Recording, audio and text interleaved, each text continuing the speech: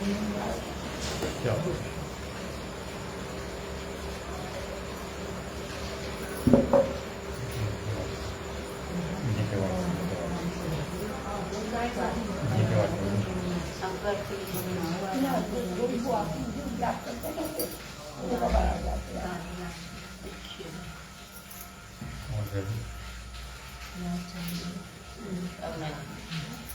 हरे श्री गुरुभ्यो नमः परगुरुभ्यो नमः परापरगुरुभ्यो सर्वगुरुभ्यो श्री वैष्णव गुरुर्ब्रह्मा गुरुविष्णु गुरुदेव महेश्वर गुरुर्साक्षात् परब्रह्म तस्मै श्री गुरुवे नमः। अज्ञानतिमिरन्धस्य ज्ञानाञ्जनशलाख्यः चक्षुर्मीलितं येन तस्मै श्री गुरुवे नमः।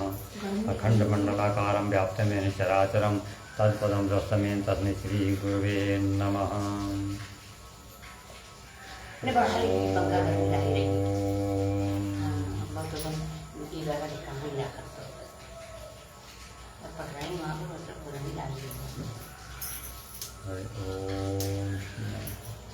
ओम गंगर्तनं गजाननं भूतगणादिसेविनं कपित्थजम्बूफलचारुभक्षणं उमासुतं शोकविनाशकारकं नमामि विघ्नेश्वरपादपङ्कजम्।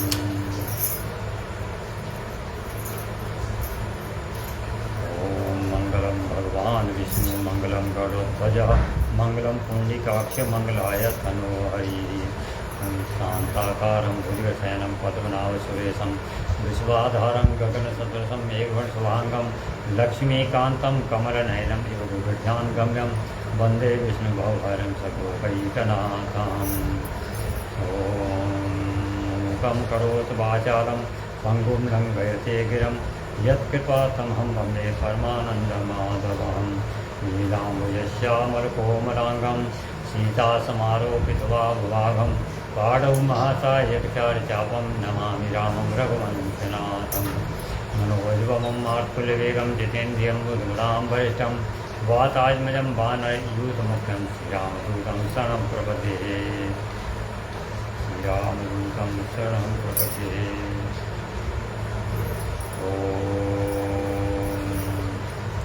साधायै नमः। सरस्वती मयादिष्टा वीणापुस्तकधारिणी हंसवाहन संयुक्त विद्यादानं करोमि ओं श्रेय नमः। आदां पुष्करणिकां शूलां हिरण्यपूजातुर्मावा ओं साधायै नमः। सरस्वती मयादिष्टा वीणापुस्तकधारिणी हंसवाहन संयुक्त विद्यादानं करोमि ओं श्री चामुण्डाय नमः। सर्वमंगलमांगल्ये शिवे सर्वसाधके शरण्ये गौरी नारायणी नमोस्तुते। बोलिए व्यासी महाराज की जय। महाराज सुधांतारी भानुसती पूर्वं सर्वे सुधांत करावन्तु। ओम कर्पूरगौरं करुणावतारं संसारसारं भुजगेन्द्रहारं सदा वसन्तं हृदयार वन्दे भवं भवानी सहितं नमामि।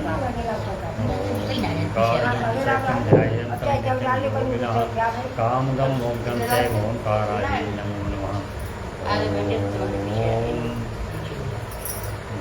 श्री शिव महापुराण की जय। शिव महापुराण की जय। हर हर महादेव शंभु कैलाश जय।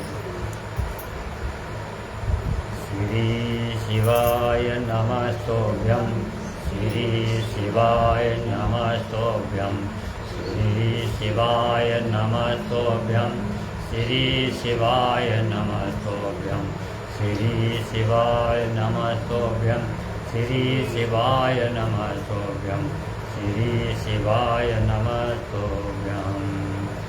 ओम नमः शिवाय। ओम नमः शिवाय। ओम नमः शिवाय। ओम नमः शिवाय। ओम नमः शिवाय। ओम नमः शिवाय। ओम नमः शिवाय। हर हर महादेव। बोले उमापति महादेव की जय।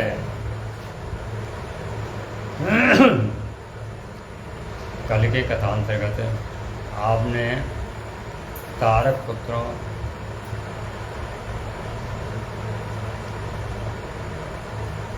के वध भगवान भोलेनाथ द्वारा उनका वध किया ना, तारकाक्ष, बिंदुमारी, कमलाक्ष तीनों वध करना, त्रिपुर का नाश, ये आपने कथा प्रसंग सुना। उसके अंदर मय दानव का बचना और उसका पितर लोक में शिवजी द्वारा भेज देना। अब आगे व्यास जी ने पूछा, हे संत कुमारी, आप ब्रह्मा के मानस पुत्र और शिव भक्तों में से एक हैं, अतः कि त्रिपुर के, अब बतलाइए कि त्रिपुर के दग्ध नष्ट होने के बाद देवताओं ने क्या किया, मैं कहाँ गया और त्रिपुराध्यक्षों की क्या गति हुई, ये सारा वृतांत यदि कथा से संबंधित हो तो हमें बताएं। सूजी कहते हैं, इस प्रकार संत कुमार जी ने शिव जी के चरणों का ध्यान करते हुए कहा, हे महाबुद्धिमान व्यास जी, जिस समय महेश्वर ने संपूर्ण त्रिपुर को भस्म किया तो सभी देवताओं को आश्चर्य हुआ,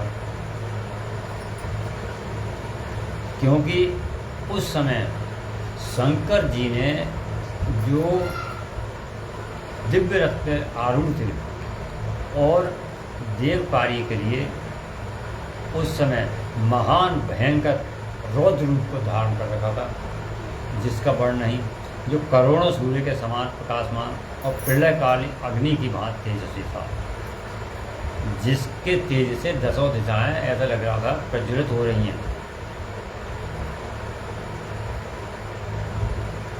हिमाचल पुत्री पार्वती देवी की ओर दृष्टिपात करके संपूर्ण देवता भयभीत हो गए। उन्होंने जब पार्वती को देखा तो सभी देवता व्याकुल हो गए।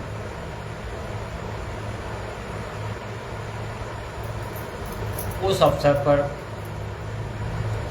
जो मुख्य मुख्य देवता थे, बड़े बड़े ऋषि देवताओं की बहनी को भयभीत देख खड़े ही रह गए, बोल ना सके। चारों ओर से समूह को प्रणाम कर रहे थे, जैसे कि महाकाली ने एक बार रौद्र रूप धारण किया था, उसी प्रकार ये त्रिपुर को वध करने के लिए भोलेनाथ का रौद्र रूप दिखा। उससे इतने भयग्रस्त थे कि डरे हुए विष्णु देवगणों के साथ प्रसन्न मन से सावधानी को उन गिरजा सहित महेश्वर का, जो देवों के देव भाव तथा हर नाम से प्रसिद्ध भक्तों के अधीन रहने वाले त्रिपुर हंता, उनका स्तवन किया, स्तुति किया। और जब स्तुति देवताओं द्वारा की गई तो भोलेनाथ शांत हुए और प्रसन्न होकर बोले, हे त्रिदेवों, देवगणों,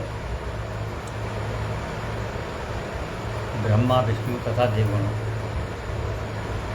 मैं तुम्ही सब पर अत्यंत प्रसन्न हूँ, अतः तुम सभी विचार करके अपना मनोवांछित वर प्राप्त कर लो, जो भी आपका अभिलाषा है, अभिलाषा। हे मुनिश्रेष्ठ, इस प्रकार शिव द्वारा कहे हुए वचन सभी देवताओं को अच्छे लगे और वो कहने लगे, हे भगवान देवादिदेव, यदि आप हम पर प्रसन्न हैं तो हम देवगणों को अपना दास समझकर वर देना चाहते हैं। तो देव सप्तम जब जब देवताओं पर दुख की संभावना हो, उस समय आप आकर उनका निवारण करें। संत कुमार जी कहते हैं, महर्षि, इस प्रकार जब ब्रह्मा आज देवताओं ने रुद्र से प्रार्थना की तो वे शांत और प्रसन्न होकर एक साथ सबसे बोले, अच्छा सदा ऐसा ही होगा जैसा तुम चाहते हो, जब भी तुमको कोई संकट आएगा मैं उसका निवारण करूँगा।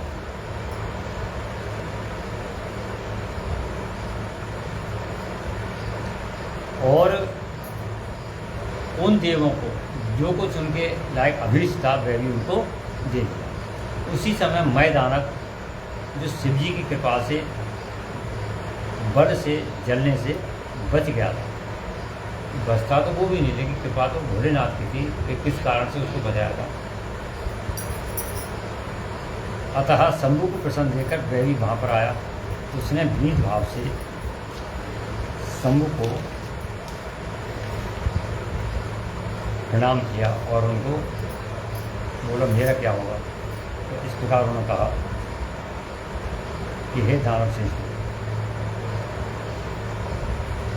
जब शिव जी को मैंने उसको देखा कि प्रेम पूर्वक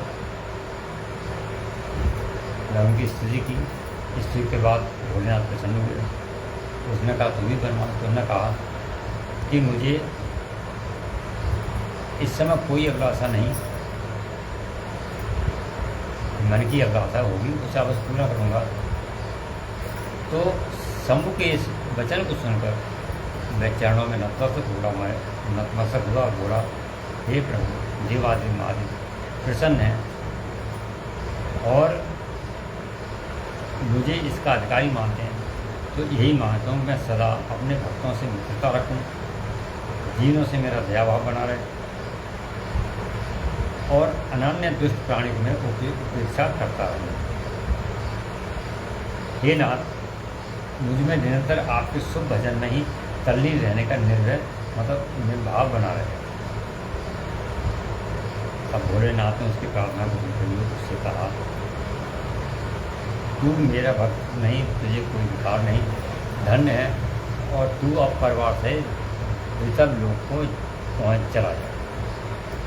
मेरी आज्ञा से कभी तुझे कोई आसुरी भाव का प्राकट में नहीं है। इस प्रकार वो वितब लोग को चला गया महल से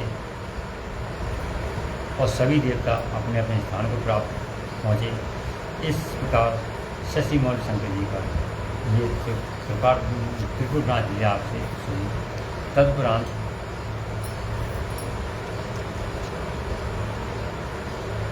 इसके बाद संत कुमार जी ने कहा मुनि, एक शंभु का ये चरित्र था, अब सारे नए चरित्र ही आएंगे शंभु के। अब एक अन्य चरित्र है, आप उसे श्रवण करें। उसके सुनने से शिव की भक्ति और भी सुदृढ़ होगी।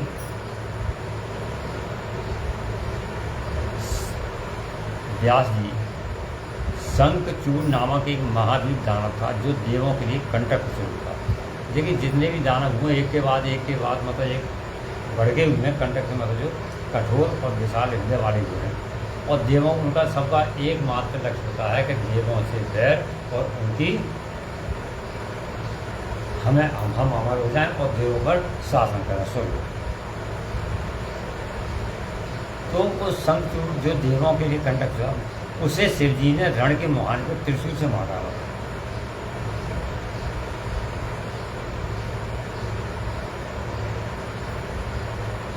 इसका चरित्र शिव जी का वह दिव्य चरित्र अत्यंत पापनाशक है और मैं उसका वर्णन करता हूँ ध्यान से। ये कैसे मारा गया, कौन था शंखचूड़, ये सारा वृत्तांत था उसमें।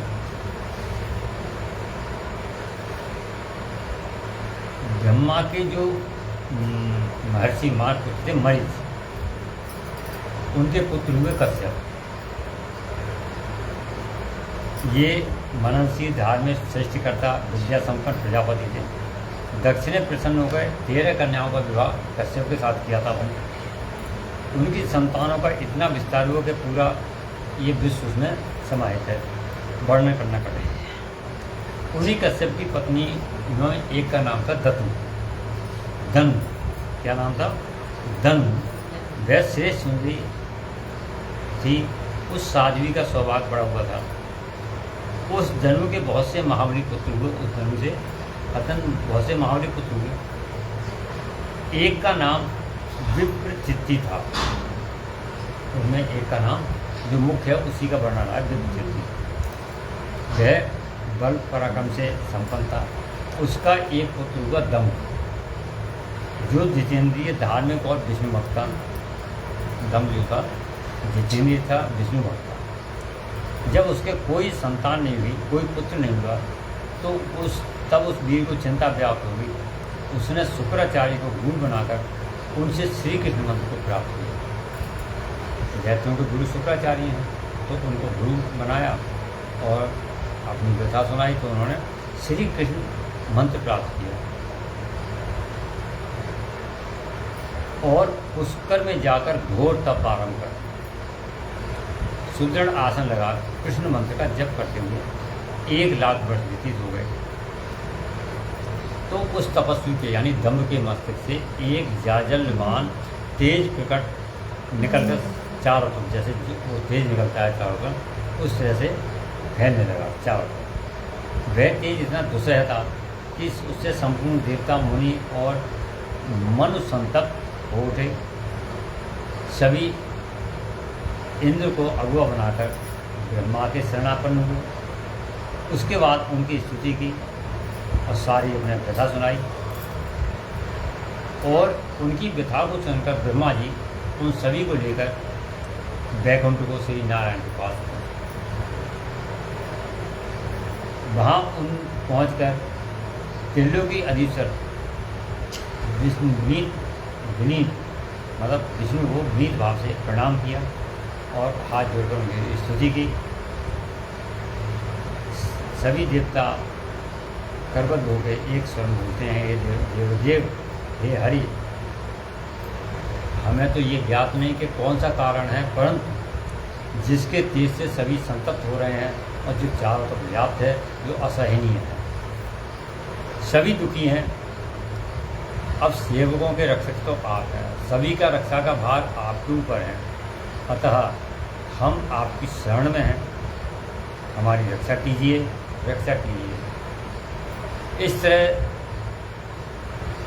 मुनि ब्रह्मा आदि देवताओं के वचन को सुनकर श्री विष्णु मुस्कुराए और कहने लगे,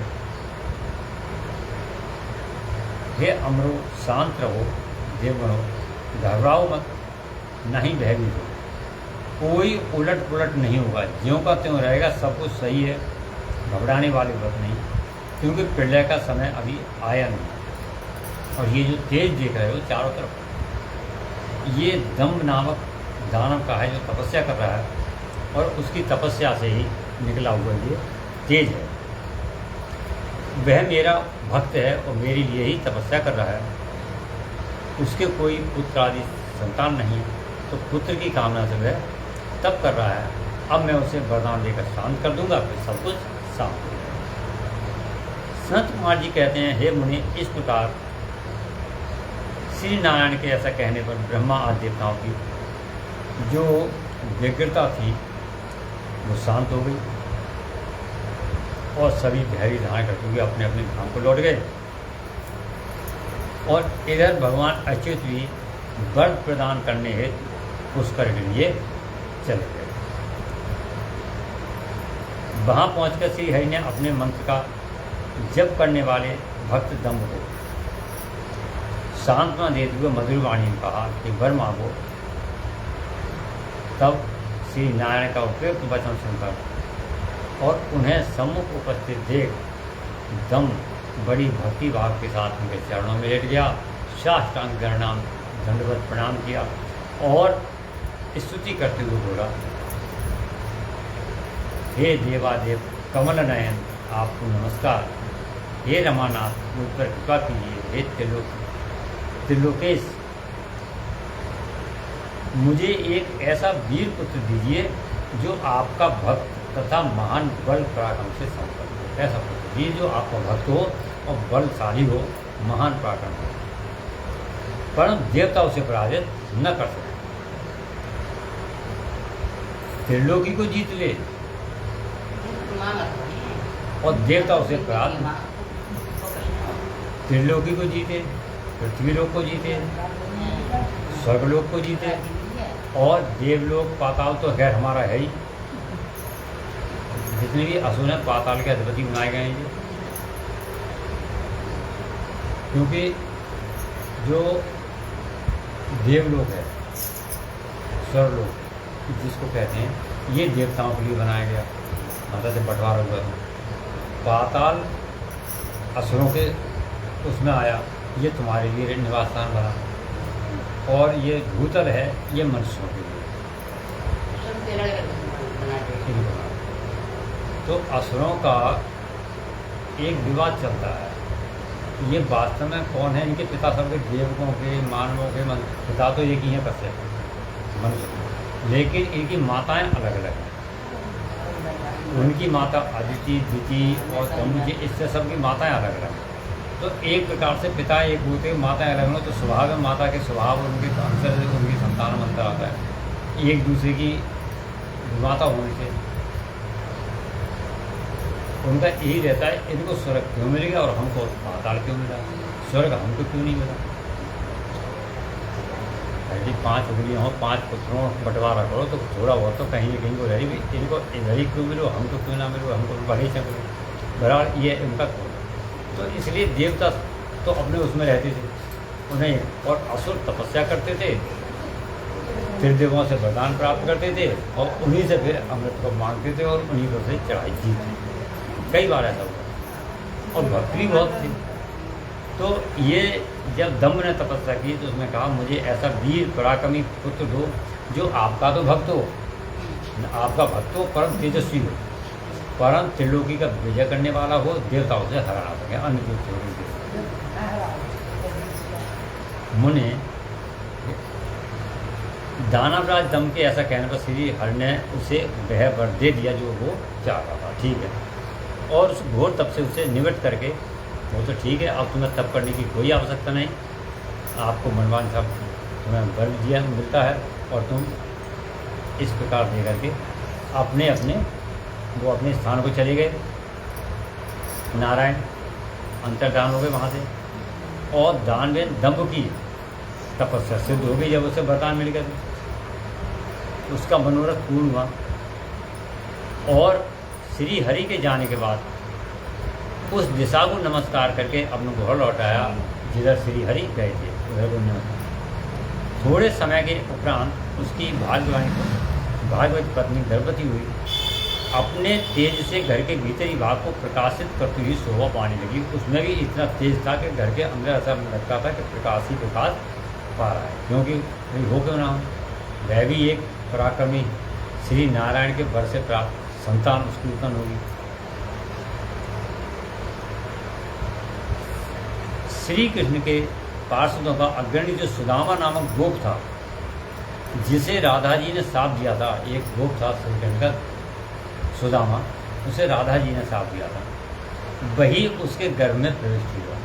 वो गोप श्री कृष्ण का सखा या मित्र राधा द्वारा साबित दम्भ के गर्भ में प्रविष्ट हुआ। समय पाकर आकर साध्वी दम्भ पत्नी ने एक तेजस्वी बालक को जन्म दिया। तब पिता ने बहुत से मुनियों को बुलाकर उसका विधिपूर्वक जात कर्म आदि संस्कार संपन्न किया। हे द्विजोत्तम, उस पुत्र के उत्पन्न होने पर बहुत बड़ा उत्सव मनाया गया, और फिर एक दिन उस पिता ने उस बालक का नाम शंखचूड़ रख दिया। दम्भ का पुत्र था शंखचूड़। वह अत्यंत तेजस्वी, सारी विद्याएं उसने अपने बाल्यकाल में सीख ली, और नित्य बाल क्रीड़ा करके अपने परिवार जनों का, माता पिता का हर्ष बढ़ाता, और कुटुंब का, अपने परिवार का तो किसी तौर से प्रेम का भाजन होगा। जब शंखचूड़ बड़ा हुआ तब वह जैगी शब्द मुनि के उपदेश से उस कर्म में जाकर ब्रह्मा को प्रसन्न करने के लिए भक्ति पूर्वक तपस्या करने लगा।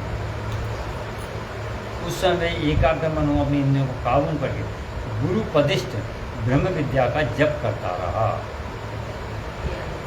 इस प्रकार तपस्या करते हुए शंखचूड़ को वर देने के लिए लोक गुरु एवं ऐश्वर्यशाली ब्रह्मा भी शीघ्र वहाँ पधारे और उससे बोले, वत्स वर मांगो।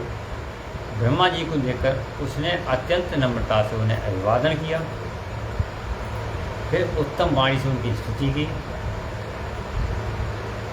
तत्पश्चात उसने ब्रह्मा से वर मांगते हुए कहा, हे भगवान, मैं देवताओं के लिए अजय हो जाऊँ। एक तो उसके पिता दम नहीं मांग लिया गया, मेरा पुत्र ऐसा हो देवताओं से अवध हो, त्रिलोकी पे शासन करने वाला हो। एक तो उनका पराक्रम, अब उनका वर नारायण का, और दूसरा वर किसका, ब्रह्मा जी का, उसने स्वयं तपस्या करके मतलब अर्जित किया वर। तो उसने एक से दोहरा वरदान मिल गया, मतलब दोहरी शक्ति, पिता की बल और अपना। अजय हो जाऊं तो ब्रह्मा जी प्रसन्न होकर बोले तथास्तु, ऐसा ही होगा।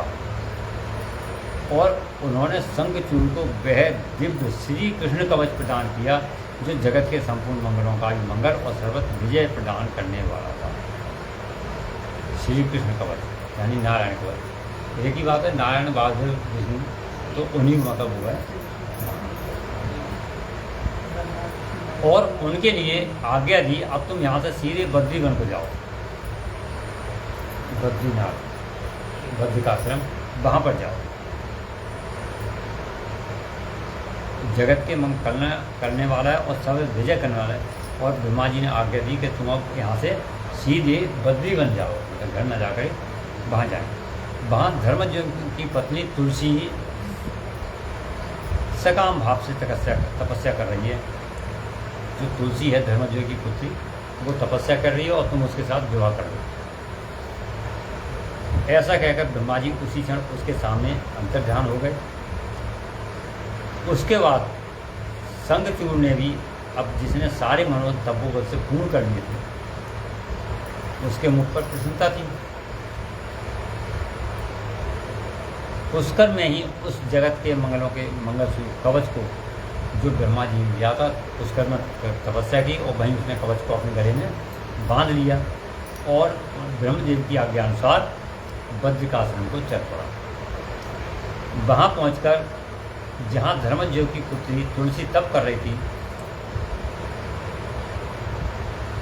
उसके पास पहुंच गया। तुलसी का रूप अत्यंत कमनीय और मनोहर था, शीलवान थी। उस सती को देखकर शंखचूड़ उसके समीप ही रुक गया, मतलब सामने जाके खड़ा हो गया और मधुर वाणी से उससे बोला। ये तो ब्रह्मा जी ने आदेश दिया उसको, उस हिसाब से वहाँ पहुँचा। हे सुंदरी, तुम कौन हो, किसकी पुत्री हो और चुपचाप बैठ कर यहाँ पर क्या कर रही हो इस निर्जन क्षेत्र में, ये सारी बात मुझे बताओ। ये जानकर उस तुलसी ने उससे कहा, मैं धर्मध्वज की तपस्विनी कन्या हूँ और यहाँ तपोवन में तप कर रही हूँ इस स्थान में। आप कौन हैं?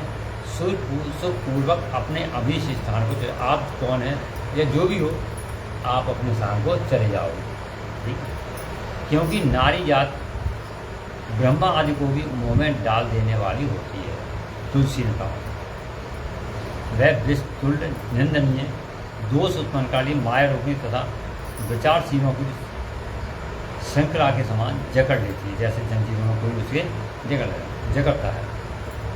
संत कुमार जी कहते हैं, इस बात तुलसी ने जब उससे शंखचूड़ से सारी बात कही तो शंखचूड़ ने भी कहा, हे देवी, तुमने जो बात कही है वह सारी की सारी मिथ्या हो, ऐसी बात नहीं है। मतलब तुमने जो बात कही है वो सब झूठ होगी, ऐसी बात नहीं है। सत्य हो, सत्य हो सकती है, झूठ तो हो नहीं सकती। इसमें कुछ और कुछ असत्य भी हो सकता है, कुछ असत्य भी हो, दोनों। इसका विवरण मुझसे सुनो। सो में जगत में जितनी पतिव्रता नारियां हैं उनमें तुम अग्रणी हो। मेरा तो ऐसा विचार है कि जैसे मैं पाप बुद्धि कामी नहीं हूँ, जैसे मेरे अंदर कोई विकार नहीं है, उस प्रकार तुम भी काम पराधीना नहीं हो, मतलब काम वासना से तुम भी दूर हो, मतलब तुम्हारे अंदर भी कोई विकार नहीं है। फिर भी इस समय मैं अपनी इच्छा से नहीं, ब्रह्मा जी की आज्ञा अनुसार तुम्हारे निकट आया और गांधर्व विवाह की विधि से तुम्हें ग्रहण करूँगा। अपनी मेरी कोई मतलब ये ब्रह्मा जी की इच्छा है, उनके अनुसार। अब भद्रे, क्या तुम मुझे नहीं जानती हो? या तुमने कभी मेरा नाम नहीं सुना है? अरे देवताओं में भगदड़ डालने वाला शंखचूड़ मैं ही तो हूँ, यानी जो त्रिलोक में सब इस मछली भगदड़ मछली है तो उसको भगदड़ करने वाला मैं शंखचूड़ हूँ। मैं धनु का वंशज, धनु अपनी दादी माँ उसकी माता मही का वंशज तथा दंभ नायक दानव का पुत्र हूँ।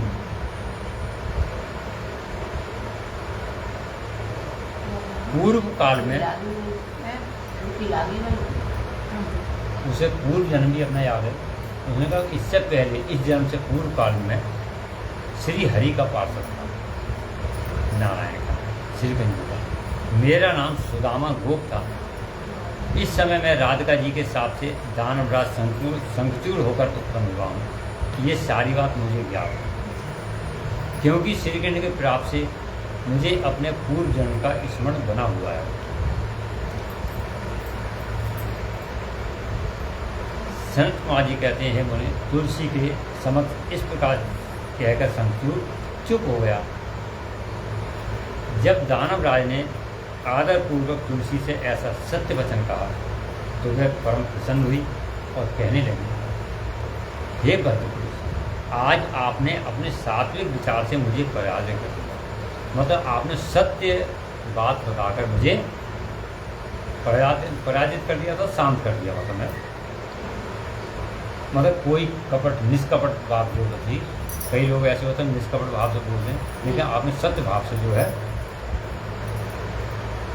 मुझे अपने बस में कर दिया। पराजित हो जाना मतलब बस में कर देना। जो पुरुष स्त्री द्वारा परास्त न हो वह संसार में धन्यवाद का पात्र है, क्योंकि जैसे स्त्री जीत लेती है वह पुरुष सदाचारी होते हुए भी सदा अपावन बना रहता है। देवता पितर और समस्त मानव उसकी निंदा करते हैं। जनाना शौच तथा मरना शौच में ब्राह्मण 10 दिनों में, ये दोनों, ब्राह्मण 10 दिन में, क्षत्रिय 12 दिन में और वैश्य 15 दिनों में शुद्ध हो जाता है तथा शूद्र की शुद्धि 1 मास में हो जाती है। मतलब इन दोनों स्थितियों में ऐसा वेद बतलाते हैं। परंतु स्त्री से पराजित हुए पुरुष की शुद्धि चिता दाह के अतिरिक्त अन्य किसी प्रकार से संभव नहीं। उसकी शुद्धि जब ही होती है जब वो चिता में जाके उसकी अंतिम संस्कार होता है, यानी सीताराम हो जाती है। तात्पर्य ये है कि जब स्त्री से कोई पराजय का हो तो भले ही वो कितनी डी अंदर वो गलता रहता है, घुलता रहता है। ये है इसका तात्पर्य। इसी कारण उसके पितर उसके द्वारा दिए गए पिंड तर्पण को भी इच्छानुसार ग्रहण नहीं कर पाते। अगर ऐसा व्यक्ति कोई है तो उसके पितर भी उसके दिए हुए पितृदान को या पितृ को ग्रहण नहीं करते हैं। जिसका मन स्त्रियों द्वारा आहत हो जाता है उसके ज्ञान, तप, विद्या मतलब किसी प्रकार के दान से क्या लाभ, ये तुलसी बता रही है उसको शंखचूड़। अर्थात उसके सारे ये कार्य निष्फल हो जाते हैं। मैंने आपके विद्या, प्रभाव और ज्ञान की जानकारी के लिए ही आपकी परीक्षा दी है। तुलसी ने कहा, जैसे कहा था उसे कि आप कौन है, अपने यहाँ स्थान चाहिए, पतिव्रता ये हो तो परीक्षा दी, क्योंकि कामनी को चाहिए कि वे अपने मनोनीत कांत की परीक्षा करके ही उसे पति रूप में वर्ण करे। यदि कोई सुशील कन्या है, ज्ञानवान है, सब कुछ है, तो वो अपने सोच समझ के ही पति का वर्ण करे। ये नहीं कि लोभी लंपट कामी पति मिल जाए तो उससे उसका कल्याण की बजाय नुकसान ही होता है। अब ये बहुत उसकी है वैसी बात है, बहुत समझ में आने वाली बात। संत कुमार जी कहते हैं, व्यास जी, इस प्रकार तुलसी का वार्तालाप चल ही रहा था कि उसी समय वहाँ ब्रह्मा जी भी पहुँच गए। मतलब दोनों ने एक दूसरे को पहचान लिया, अपनी समझ हो गई। उस समय फिर ब्रह्मा जी वहाँ पहुँच गए। ब्रह्मा जी ने कहा, शंखचूड़, तुम इनके साथ क्यों व्यर्थ में वाद विवाद कर रहे हो? तुम गंधर्व विवाह की विधि से इनका पाणी ग्रहण कर दो। गंधर्व विवाह क्या होता है? जैसे कि आजकल उन्होंने उसको जयमाला डाल दी, उन्होंने उसको जयमाला डाल दी। ये गंधर्व विवाह है, जिसको कि प्रेम विवाह भी कहा जाता है। आज की दशा में ऐसा हो रहा है, जैसा कि आजकल अब होता है, शादियाँ हो रही हैं तो सबसे पहले जो मुख्य कार्य है सप्तपदी वो तो होती नहीं।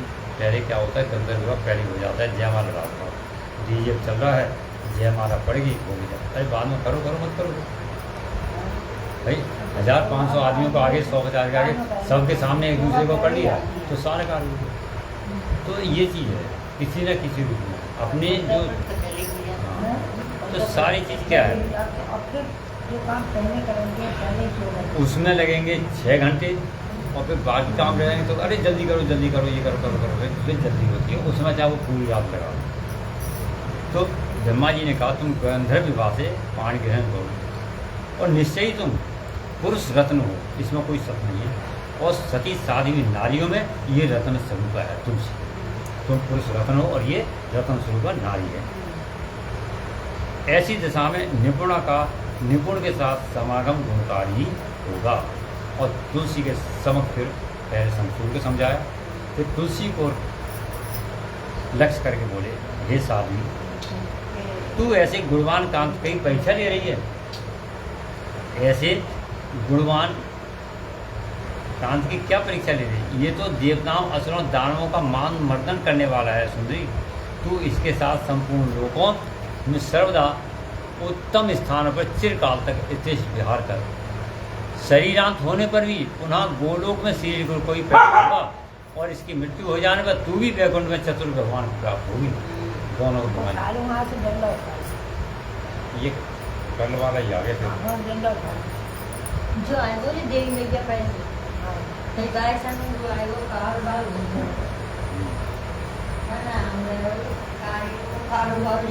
हे मुने, इस प्रकार आशीर्वाद देकर ब्रह्मा अपने धाम को चले गए और शंखचूड़ ने गंधर्व विवाह की विधि से तुलसी का पाणी ग्रहण कर लिया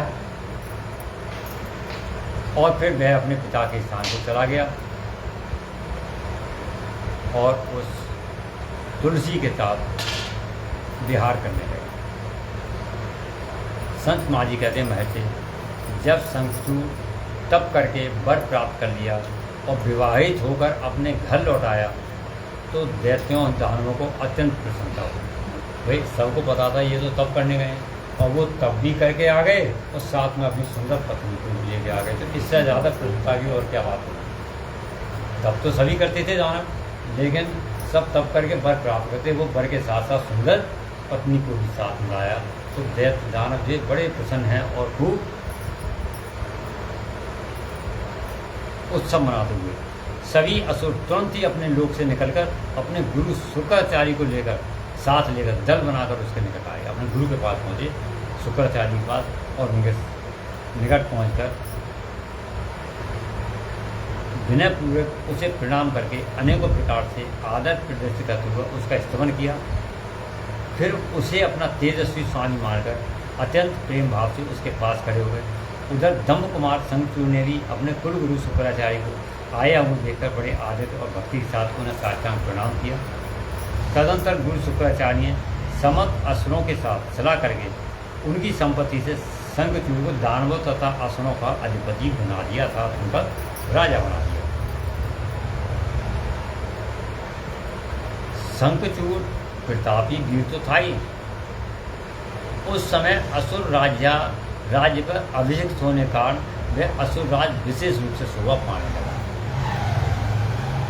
तब उसने सहसा देवताओं पर आक्रमण करके देवपूर्व संसार आरंभ कर दिया। अब ये उनकी मतलब प्रवृत्ति है, भाई कुछ ना कुछ तो करेंगे। उन्होंने जब सब चीज़ हमारे पास है तो चलो भाई अब उस शक्ति का प्रदर्शन करें।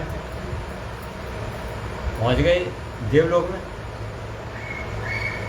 अच्छा, एक चीज़ है, देवताओं के हारने का कारण भी यह है कि कई बार देवता अपने मार्ग से भटकते रहे, क्योंकि जिसके पास सारी चीज़ उपलब्ध हो और वो निरंतर बनी रहे तो उसमें अहम आ जाता है और वो उसी का अहम उसके पतन का कारण होता है। यही देवताओं के साथ होता है। तो देवताओं पर सहसा उसने देवताओं का आक्रमण करके उनका संहार आरंभ किया। संपूर्ण देवता मिलकर ही उसके उत्कर्ष तेज को सहन न कर सके। उसकी पत्नी बहुत वो थी पतिव्रता, पत्नी धम की पत्नी जो तुलसी थी पतिव्रता थी। तो इस समय शंखचूड़ के वशवर्ती होने के कारण, या ये कहो दोनों के वरदान के कारण, ब्रह्मा जी का पूरा वरदान प्राप्त था और श्री उसके पिता का दम द्वारा, विष्णु के द्वारा वरदान प्राप्त था कि मेरा तेजस्वी पुत्र हो।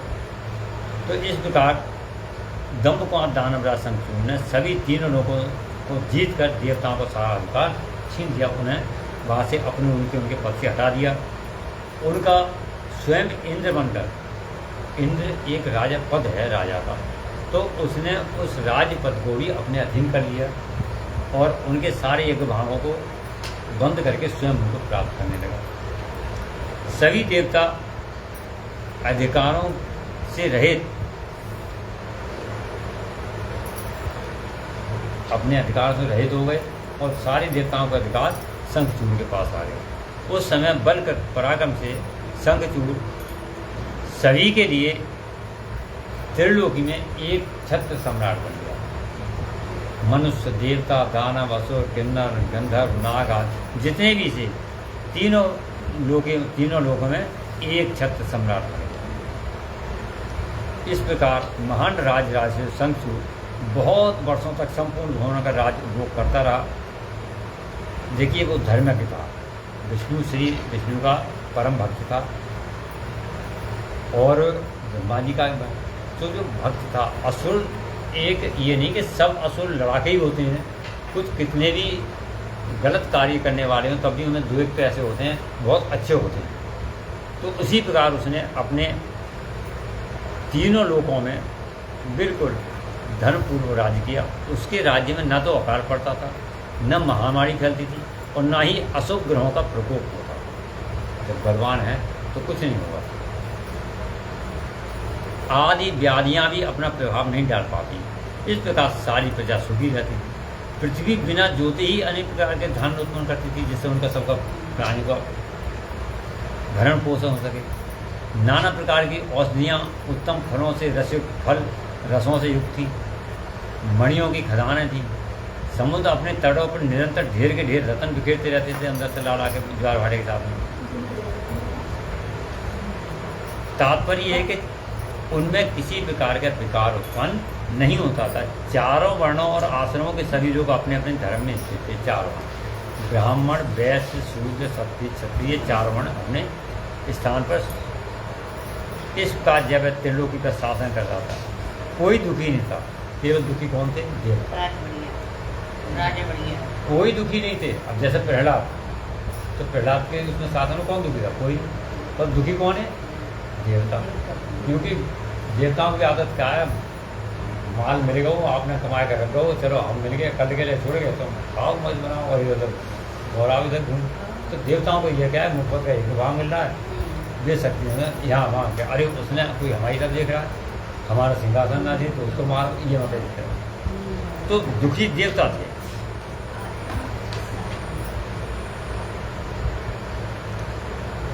हे मुनि, केवल देवता भ्रातृद्रोहवश दुख उठा रहे थे अपने भाई। वो भी तुम्हारे भाई थे, अगर मिल बैठ के कहते तो चलो ये वो भी रहते, लेकिन तुम्हें तो फिर सारा भी हड़पना चाहते हो, तो उसके कारण वो दुखी हो रहे हैं। महाबली शंखचूड़ गोलोक निवासी श्री कृष्ण का परम मित्र था। इस सुदामा तो था ही पूर्ण जन्म में, तो संस्कार उसके बने हुए थे और इसमें भक्ति के तो वो और मित्र हो गए। साधु स्वभाव वाला, सदा श्री की भक्ति में निरंतर रहता, नारायण की साप बस उसे दानव की योनि में जन्म लेना पड़ा, परंतु दानव होने पर भी उसकी बुद्धि दानव सी नहीं थी, साधु बुद्धि थी। लेकिन जो पराजित होकर राज्य से हाथ धो बैठे, वे सभी सुरवर्ण तथा ऋषि आपस में मंत्रणा करके ब्रह्मा जी की सभा को उनके पास गए कि हम क्या करें, हमारा क्या। हे विधे, उनका दर्शन आदि करके उन्हें सारा वृतांत सुनाया। तब ब्रह्मा सभी देवताओं और मुनियों का भाषण बताया और कहा कि वैकुंठ को चलें, वही तुम्हारा निराकरण होगा। इस प्रकार ब्रह्मा ने रमापति का दर्शन किया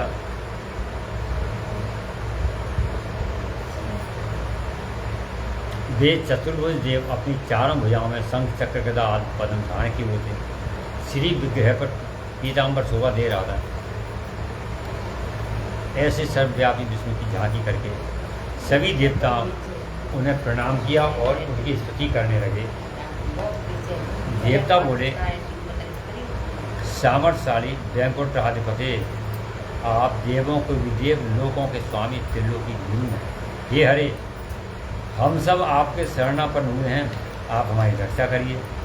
अपनी महिमा से कभी च्युत न होने वाले त्रिलोकेश, आप ही लोगों के पालक, हे गोविंद, लक्ष्मी आप में ही तो निवास करती है। आपको हमारा नमस्कार है।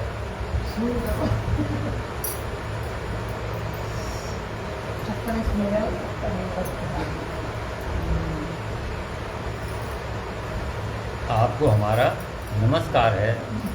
इस प्रकार उनकी स्तुति सुनकर वे सभी के सभी नारायण के आगे मुँह। ऐसा सुनकर भगवान विष्णु ने कहा, ब्रह्मा से कहा, हे ब्राह्मण, ये वैकुंठ योगियों के लिए भी दुर्लभ है, तुम यहाँ किस लिए आए हो? योगियों को भी दुर्लभ है वैकुंठ, तुम यहाँ पर आए किस लिए हो? कौन सा कष्ट आ पड़ा? मेरे सामने सत्य बताओ।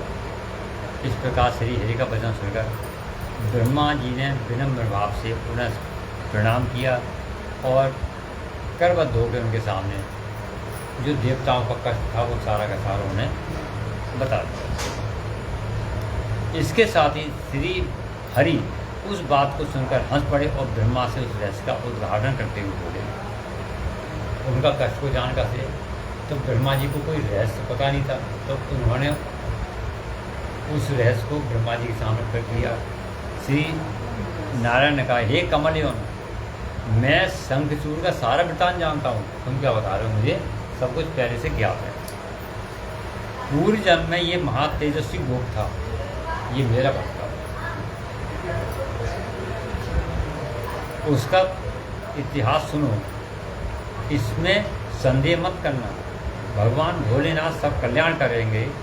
गोलोक में मेरे ही रूप श्री कृष्ण रहते हैं, वैकुंठ में श्री नारायण हरि, और गोलोक जो भगवान भोलेनाथ ने बनाया था, जिस पे श्री नारायण को उनके अंश रूप में श्री हरि के रूप में वहाँ अभिषिक्त किया, वो रहते हैं। मेरे ही रूप श्री कृष्ण रहते हैं गोलोक में, श्री नारायण का है। तो इस प्रकार उनकी स्त्री श्री राधा नाम से विख्यात है। उनकी शक्ति राधा, वो ही वही है। वह जगत जननी और प्रकृति की परमोत्कृष्ट पांचवी मूर्ति हैं। राधा जगत जननी सृष्टि की पांचवों तपोवृत मूर्ति है। उनके अंग से उद्भूत बहुत से गोप और गोपियां भी वहाँ निवास करती हैं। वे नित्य राधा कृष्ण का अनुवर्तन करते हुए उत्तम क्रीड़ाओं में तत्पर रहते हैं। बहुत से गोप और गोपियाँ, ये श्री हरि बता रहे हैं उनके लिए। वही गोप इस समय, मतलब उन्हीं गोप, मतलब राधा की अंग से उत्पन्न गोप यहाँ इस समय शंभु की इस लीला से मोहित होकर शापत अपने को दुख देने वाली दानवी योनि को प्राप्त हो गया, जो है शंखचूड़ के नाम से है। मैं सारा कुछ जानता हूँ। श्री कृष्ण ने पहले से ही रुद्र के त्रिशूल से उसकी मृत्यु निर्धारित कर दी है।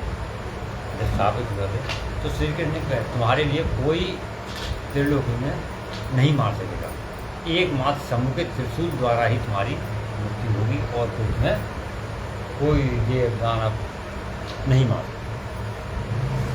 और फिर तुम देह का परित्याग करके पुनः मेरे पार्षद के रूप में आ जाओगे, यहाँ बन जाओगे, कृष्ण के पार्षद बन जाओगे। हे देवेश, ऐसा जानकर तुम्हें अब भय नहीं करना चाहिए। अब हमें तुम्हें तथा समस्त देवों को निर्भय हो जाना चाहिए, मतलब किसी प्रकार का कोई आपको करना हो। संत माँ जी कहते हैं इस प्रकार ब्रह्मा सहित विष्णु शिवलोक को जाए, उन्होंने चलो अब भोलेनाथ के पास करते हैं सभी, उधर सारा वृतांत बताएं। रास्ते में वो शंभु का स्मरण करते हुए जा रहे थे। इस प्रकार व्यास जी, हे व्यास जी, वे रमापति विष्णु ब्रह्मा के साथ उसी समय उस शिवलोक में जा पहुँचे जो महान दिव्य था। वहाँ पहुँचकर उन्होंने शिव जी की सभा का दर्शन किया। उनकी सभा लगी हुई थी। सभी उत्कृष्ट, प्रभावशाली और प्रकाशक शरीरों वाले शिव पार्षदों से घिरे होने के कारण विशेष रूप से शोभित हो रही थी उनकी सभा।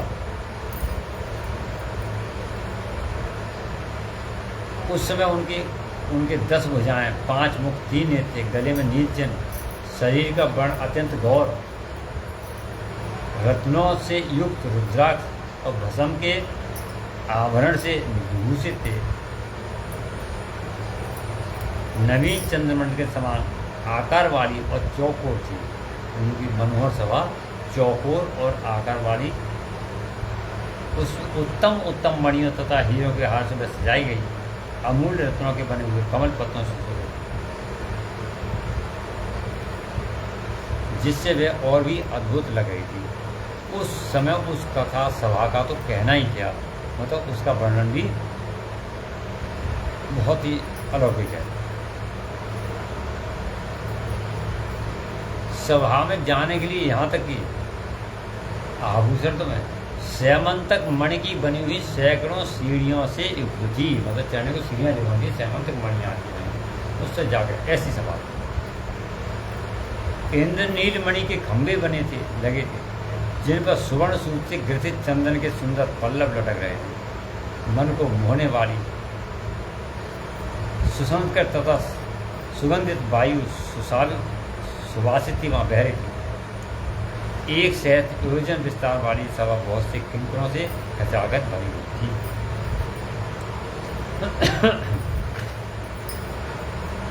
उसके मध्य में विचित्र सिंहासन, उसी पर उमा सहित भोलेनाथ वहाँ पर विराजमान थे। जब सुरेश्वर विष्णु ने देखा वे तारकाओं से घिरे हुए चंद्रमा के समान लगते हैं, वो ऐसे लग रहे थे जैसे जिस प्रकार आकाश में तारों से बीच में एकमात्र एक चंद्रमा दिखाई देता है, इस प्रकार वो शोभा पा रहे थे भोलेनाथ। बोलिए भोलेनाथ की जय, उमापति महादेव की जय। श्री शिवाय नमस्तोभ्यम, श्री शिवाय नमस्तोभ्यम, श्री शिवाय नमस्तोभ्यम। हे महान उल्लास से भरे हुए उमाकांत का मन शांत और प्रसन्न था।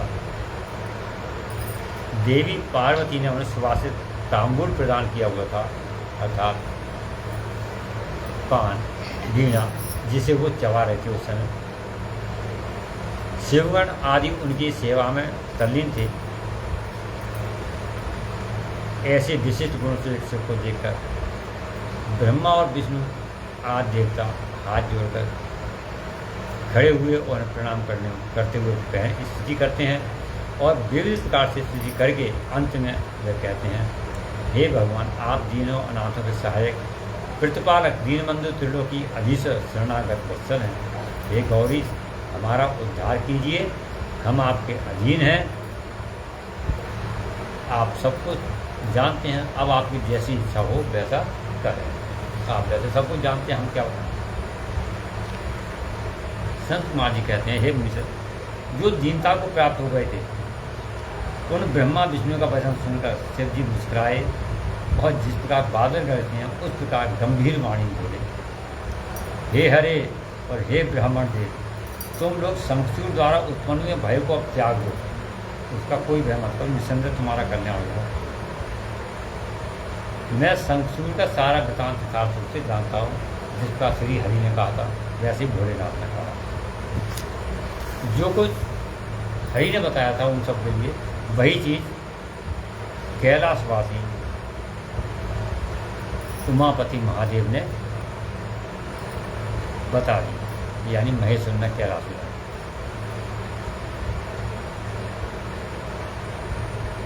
वो कहने लगे कि एक तरफ अब तुम अपनी क्लेश आदि को छोड़ करके, क्योंकि वह दुर्गति अपने उत्कृष्ट बल के भरोसे संपूर्ण देवताओं को क्लेश दे रहा है, तो अपना क्लेश तुम्हारा जब ही खत्म होगा जब वो उसके आप मुकाबला मदद सामना करें। किस प्रकार, तुम ध्यान से सुनो, और देवों को भी आनंद करने के शीघ्र ही कैलाशवासी रुद्र के पास जाओ। महेश बोल रहे हैं क्या, जो एक उनका अगला रूप है रुद्र, उसके पास। रुद्र मेरा ही उत्तम पूर्ण रूप है, ये सदा से बोल रहे हैं भोलेनाथ कि जो रुद्र रूप है मेरा ही रूप है, उनके पास जाओ और मैं ही देव कार्य की सिद्धि है पृथक स्वरूप धारण करके वहाँ प्रकट हुआ हूँ। मतलब देवों कार्य एक मेरा ये रूप है, उनके 11 रूप है, एक अगर 11 रूप हैं तो एक रूप से मैं वहाँ पर प्रकट हूँ। इसलिए हे हरे, मैं भक्तों के वशीभूत हो कैलाश पर्वत सदा निवास करता रहता हूँ और जहाँ जहाँ उनकी जैसी होती है उसके प्रकार प्रकट होता हूँ। तदंतर कैलाश पहुँचकर देवताओं ने भगवान महेश की स्तुति की और कहा, हे महेशान, आप तो कृपा के आकार और जिनों का उद्धार करना आपका बाना है। हे प्रभु, आप शंखचूर्ण का वध करके इंद्र आदि को उसके भय से मुक्त करें। देवों को इस विपत्ति से उबारें। उनकी इस प्रकार प्रार्थना को सुनकर रुद्रदेव हंसे और गंभीर वाणी बोले, हे हरे, हे ब्रह्मण देव, तुम अपने स्थान को लौट जाओ। अब तुम अपने स्थान को लौट जाइए। मैं निश्चय ही सैनिकों सहित शंखचूर्ण का वध कर डालूंगा, इसमें तनिक भी संदेह नहीं। संत महाराज जी कहते हैं, व्यास जी, उनके अमृत वचनों को सुनकर संपूर्ण देवताओं को परम आनंद हुआ और उन्होंने समझ लिया कि अब तो शंखचूर्ण मारा ही जाएगा। इस प्रकार वे महेश्वर के चरणों में प्रणपात करके सभी देवता विष्णु वैकुंठ लोक को, ब्रह्मा सत्यलोक को और सभी देवता अपने अपने स्थानों को चले गए। उधर उन महारुद्र ने, जो परमेश्वर दुष्टों के लिए काल रूप सत्प्रथम गति है, देवताओं की इच्छा से अपने मन में शंखचूर्ण के वध का निश्चय कर दिया। उन्होंने कहा, ठीक है, अब शंखचूर्ण का वध करना ही उचित होगा। उस समय उन्होंने अपने प्रेमी रुद्र ने गंधर्वराज चित्ररथ को दूत बनाकर शंखचूर्ण के पास भेजा।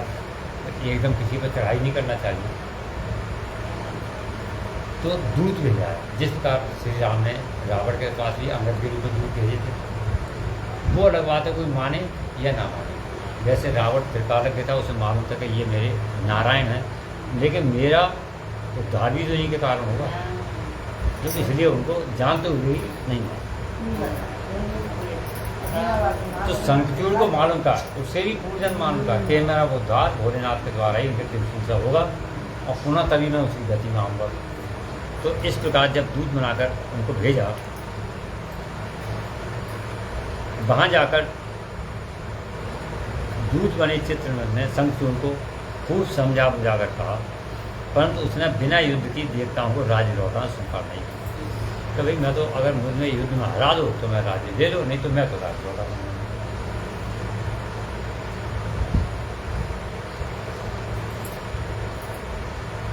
उसने कहा, ना तो मैं युद्ध के बिना राज्य लौटाऊंगा, ना उनके अधिकारों को लौटाऊंगा, उनके अधिकार कुछ भी नहीं दूंगा। इसलिए तू कल्याणकर्ता रुद्र के पास लौट जा। रुद्र कल्याणकारी, उसे ही पता है कि रुद्र कल्याणकारी है। उनके पास लौट जा और मेरी कही बात को बिल्कुल यथार्थ रूप से कह देना जैसे मैंने कहा है, और उसके बाद वे जैसा उचित समझेंगे वैसा करेंगे। तू व्यर्थ की बात मत कर और अधिक से। इस प्रकार ऐसा कहे जाने पर शिवदूत पुष्पदंत चित्ररथ अपने स्वामी महेश्वर के पास लौट गया। सारी बातें बताई।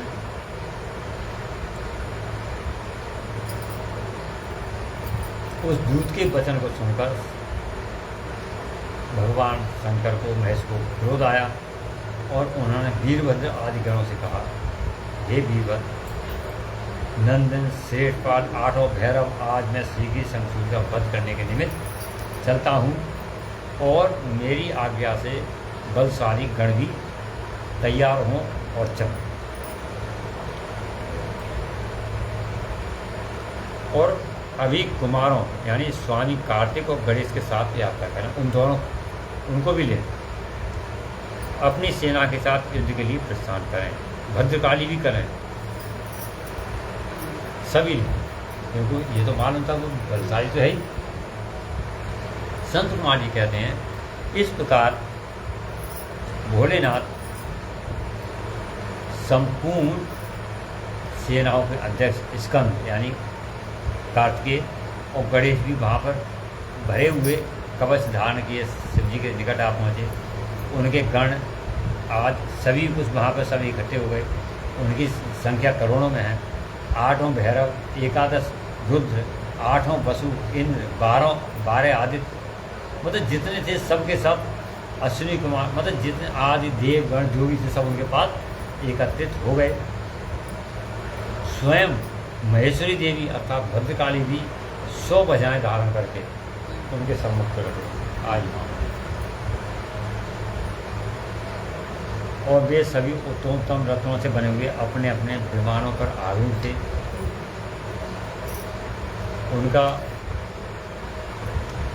उनके शरीर पर लाल चंदन का अमृत लगा था। वस्त्र शोभायमान थे।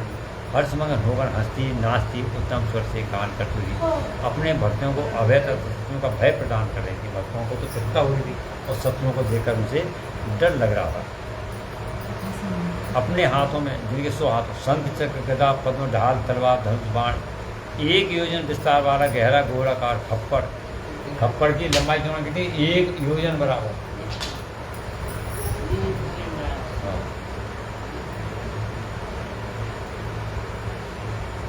कम से कम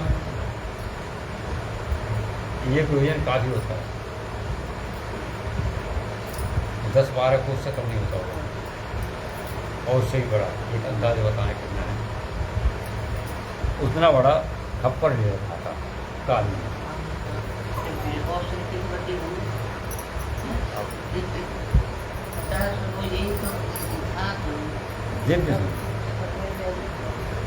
साथ में उनकी योगिनी डाकनी भागनी, मतलब सारे उनके गण आदि माता के योगिनी आदि भोलेनाथ के गण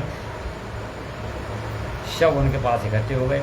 और स्कंद ने पिता के पास आकर उस चंद प्रणाम किया और उनकी आज्ञा से उनका अपना स्थान ग्रहण किया साथ में। इसके बाद शंभु सारी सेना को एकत्र करके शंखचूड़ से युद्ध के निमित्त आगे बढ़े और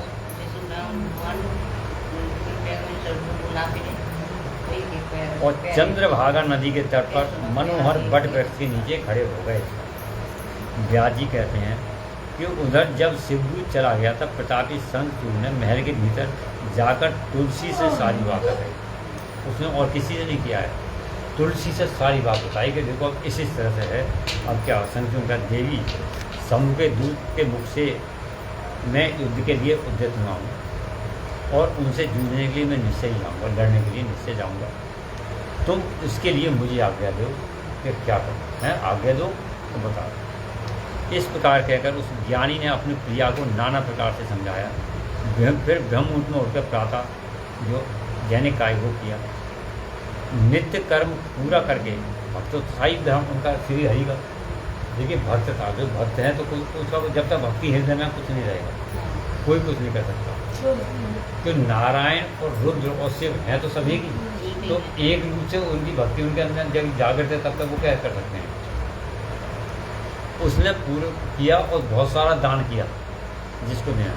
तत्पश्चात अपने पुत्र को संपूर्ण दानवों के राज पर अभिषिक्त कर गया और उसने मतलब ये भी नहीं कल को मैं रहूं ना रहूं, अपने पुत्र को उस राज्य पर आरूढ़ कर दिया, माता बना दिया, अभिषिक्त कर दिया, यानी राजकुमार घोषित करके अगर मेरे बात अब तुम्हें समाओगे। अपनी भारिया राज सारी संपत्ति अर्पण दी, यानी पत्नी तुलसी आज सब उसको सौंप दी कि तुम मेरी देखभाल करोगे जब तक मैं ना हूँ, और अगर नहीं भी आता हूँ तो तुम करोगे और आ गया तो फिर करूँगा ही। उसकी प्रिय तुलसी रोती हुई उसकी रण यात्रा का निषेध करने लगी। तब शंखचूड़ ने तरह तरह की कथाएं आदि बताकर उसे ध्यान से बताया उस समादूत दानवराज ने कवच धारण करके युद्ध करने के लिए उद्धव तो अपने वीर सेनापति को बुलाकर उसे आदेश दे चुका। तो नारायण कवच जो ब्रह्मा जी को धारण कर रखा था। संक्षुम बोले, हे सेनापति, मेरे सभी वीर संपूर्ण कार्यों में कुशल और शोभा पाने वाले हैं। आज कवच धारण करके युद्ध के लिए प्रस्थान करें सभी।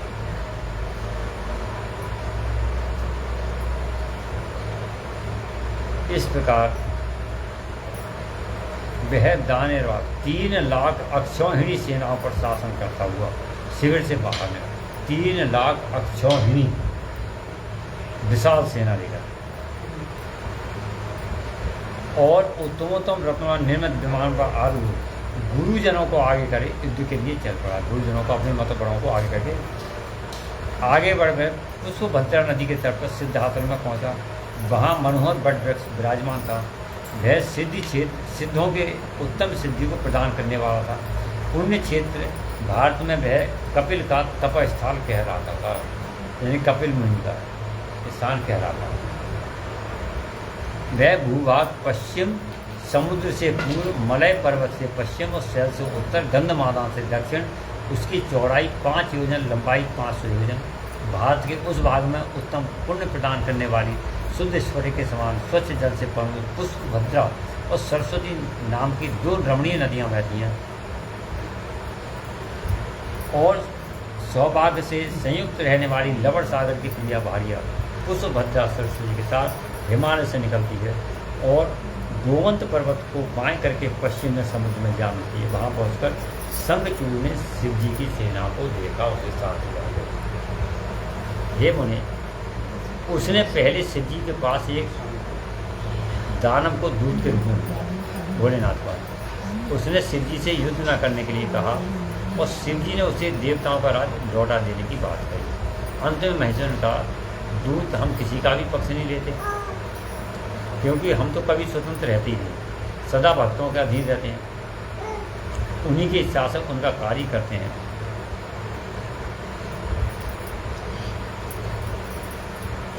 पूर्व काल में ब्रह्मा की प्रार्थना से पहले प्रलय समुद्र में श्री हरि और दैत्य से मधु कैटभ का भी युद्ध हुआ था। पुनः भक्तों के हितकारी उन्हीं श्री विष्णु ने देवताओं की प्रार्थना कर प्रहलाद के कारण हिरण्यकश्यप को वध किया। सब भक्तों के अधीन होकर तो किया सारा काम। और पूर्व काल में सर्वेश्वरी जगतजननी का जो शंभु आदि के साथ युद्ध हुआ था, जिसमें उन्होंने उन दैत्यों का वध कर डाला, वह भी देवताओं की प्रार्थना करके तो हुआ था, सब देवताओं का। अतः वे देवगण आज भी ब्रह्मा के शरणापन्न हैं और उन्हीं के कारण मैं भी यहाँ पर उन्हीं की प्रार्थना से यहाँ पर अधीश्वर होने का युद्ध के लिए आया हूँ। तुम अपने श्रीकृष्ण के श्रेष्ठ पार्षद हो। अब तक जो जो दैत्य मारे गए हैं उनसे कोई भी तुम्हारी समानता नहीं कर सकता, मतलब जो दैत्य मारे गए उनकी समानता तुमसे नहीं हो सकती, अर्थात तुम अत्यंत तुमसे बलशाली सकता हो। इसलिए राजन, देव कार्य से जुड़िए, तुम्हारे साथ युद्ध करने में मुझे कौन सी बड़ी लज्जा हो बोलना, अर्थात कुछ नहीं, क्योंकि मैं तो ईश्वर हूँ और देवताओं ने विनय पूर्वक भेजा है। तुम जाओ, शंखचूड़ से सारी बात बताना और वह जैसा उसे समझे वैसा करेगा, मतलब समझौता करेगा, भी उनका शासनान वापस करेगा या फिर जो चाहे वो करे, हम सब तरह से तैयार हैं। ऐसा कहकर शंखचूड़ का दूत उठा और उनके पास वापस आया। संत कुमार जी कहते हैं कि जब उस दूत ने शंखचूड़ के पास आकर शिव जी का कहा हुआ वचन सुनाया तो उसके यथार्थ को निश्चय भी प्रकट किया। उसे सुनकर प्रतापी दानव शंखचूड़ ने भी परम प्रसन्नतापूर्वक युद्ध को अंगीकार किया। उन्हें ठीक है, युद्ध ही पे सारी मतलब युद्ध ही उसका अपर्याय है और कोई पर्याय है। रणभेड़ी बजती है, रण के 12 बजने और दोनों सेनाओं में युद्ध होने लगा। दोनों सेनाएं पूरी तरह सुसज्जित थी, एक से बढ़कर एक बलशाली थे। शंखचूड़ तो पूरा था ही परम बलशाली और देवताओं भी अगर उनको मानो जब घोड़े न हमारे साथ है तो उनमें ही अत्यंत बलशाली सब कुछ था। उस युद्ध में दानवराज जिन जिन अस्त्रों की वर्षा करता था उन सबको वीरभद्र खेल में ही अपने बाणों से काट डालते थे। भोलेनाथ की सेना थी, वो भी कम नहीं है वीरभद्र, लेकिन सभी इतने पर हराने में शंखचूड़ को नाकाम, इतने पर, क्योंकि सब। हे व्यास जी, इसी समय देवी भद्रकाली ने समर भूमि में जाकर बड़ा भयंकर सिंहनाद किया। चारों तरफ देवी ने अग्निशिखा के समान उदित अग्न्यास्त्र चलाया, परंतु दानवराज ने वैष्णव अस्त्र से उसे शीघ्र शांत कर दिया। भाई अस्त्रों को वरदान को देने वाले तो तीन ही देने, ब्रह्मा विष्णु रुद्र शिव। तो ब्रह्मा और विष्णु का तो वरदान पहले से उसके पास मिला हुआ है। ब्रह्मा जी ने नारायण कवच दे रखा है, इसको पहन तो सबको उसको दे रखा है, तपस्या करके उसने प्राप्त किया हुआ है। उधर भोलेनाथ भी जानते हैं, लेकिन किसी भी चीज़ का नष्ट होने का समय तो फिर भी होता है, समय से पहले होता है उसका। तो ये कारण चल रहा था, युद्ध तो एक दिखावा था भोलेनाथ की माया, परंतु उस प्रतापी ने मातृ बुद्धि होने के कारण देवी के साथ बाहुत युद्ध नहीं किया। वो इतना जैसे ललकार रही है बल युद्ध करो वैसे करो, तो माता की प्रतापी था, माता के साथ बाहुत युद्ध नहीं किया। जैसे अन्य देवता कहते हैं कि आप हमसे लड़ोगे ऐसे करोगे, परंतु उसने ऐसा नहीं किया। तब उस देवी ने दानव को पकड़ उसे बार बार घुमाया और बड़े क्रोध से ऊपर को उछाल दिया। प्रतापी शंखचूड़ वेग से ऊपर को उछला और पृथ्वी पर गिर कर पुनः खड़ा हो गया। गिर के तुरंत उस महायुद्ध में वह तनिक भी भ्रांत नहीं हुआ और भले उसका मन अत्यंत प्रसन्न था। तत्पश्चात वह भद्रकाली को प्रणाम करके बहुमूल्य रत्नों द्वारा निर्मित अपने परम मनोहर विमान पर जा बैठा। मतलब इतना करने पर ही भद्रकाली को प्रणाम किया, जय हो माता, और अपने विमान पर जा बैठा। मतलब उनके आगे कुछ नहीं किया। इधर कालिका भूख से बेहोश होकर दानवों का रक्तपान करने लगी। इसी अवसर पर वहाँ इस प्रकार आकाशवाणी हुई। इतने पर भी वो हार नहीं रहा था तंग, जो बताओ भद्रकाली उछाल दिया ऊपर को और नीचे गिरा, गिरते ही वो बिगड़ेगा। तो जहाँ तक वो माता का आक्रमण करता, भले ही चाहे कुछ भी, लेकिन उसने माता को उसको प्रणाम किया, हे माते प्रणाम, और अपने रथ पर जा बैठा। आकाशवाणी क्या कहती है, हे ईश्वरी, अब रणभूमि में सिंहनाद करने वाले 1.5 लाख दानवेंद्र और बचे हैं, वे बड़े उद्धत हैं, अतः तुम्हें अपना आहार बना लो।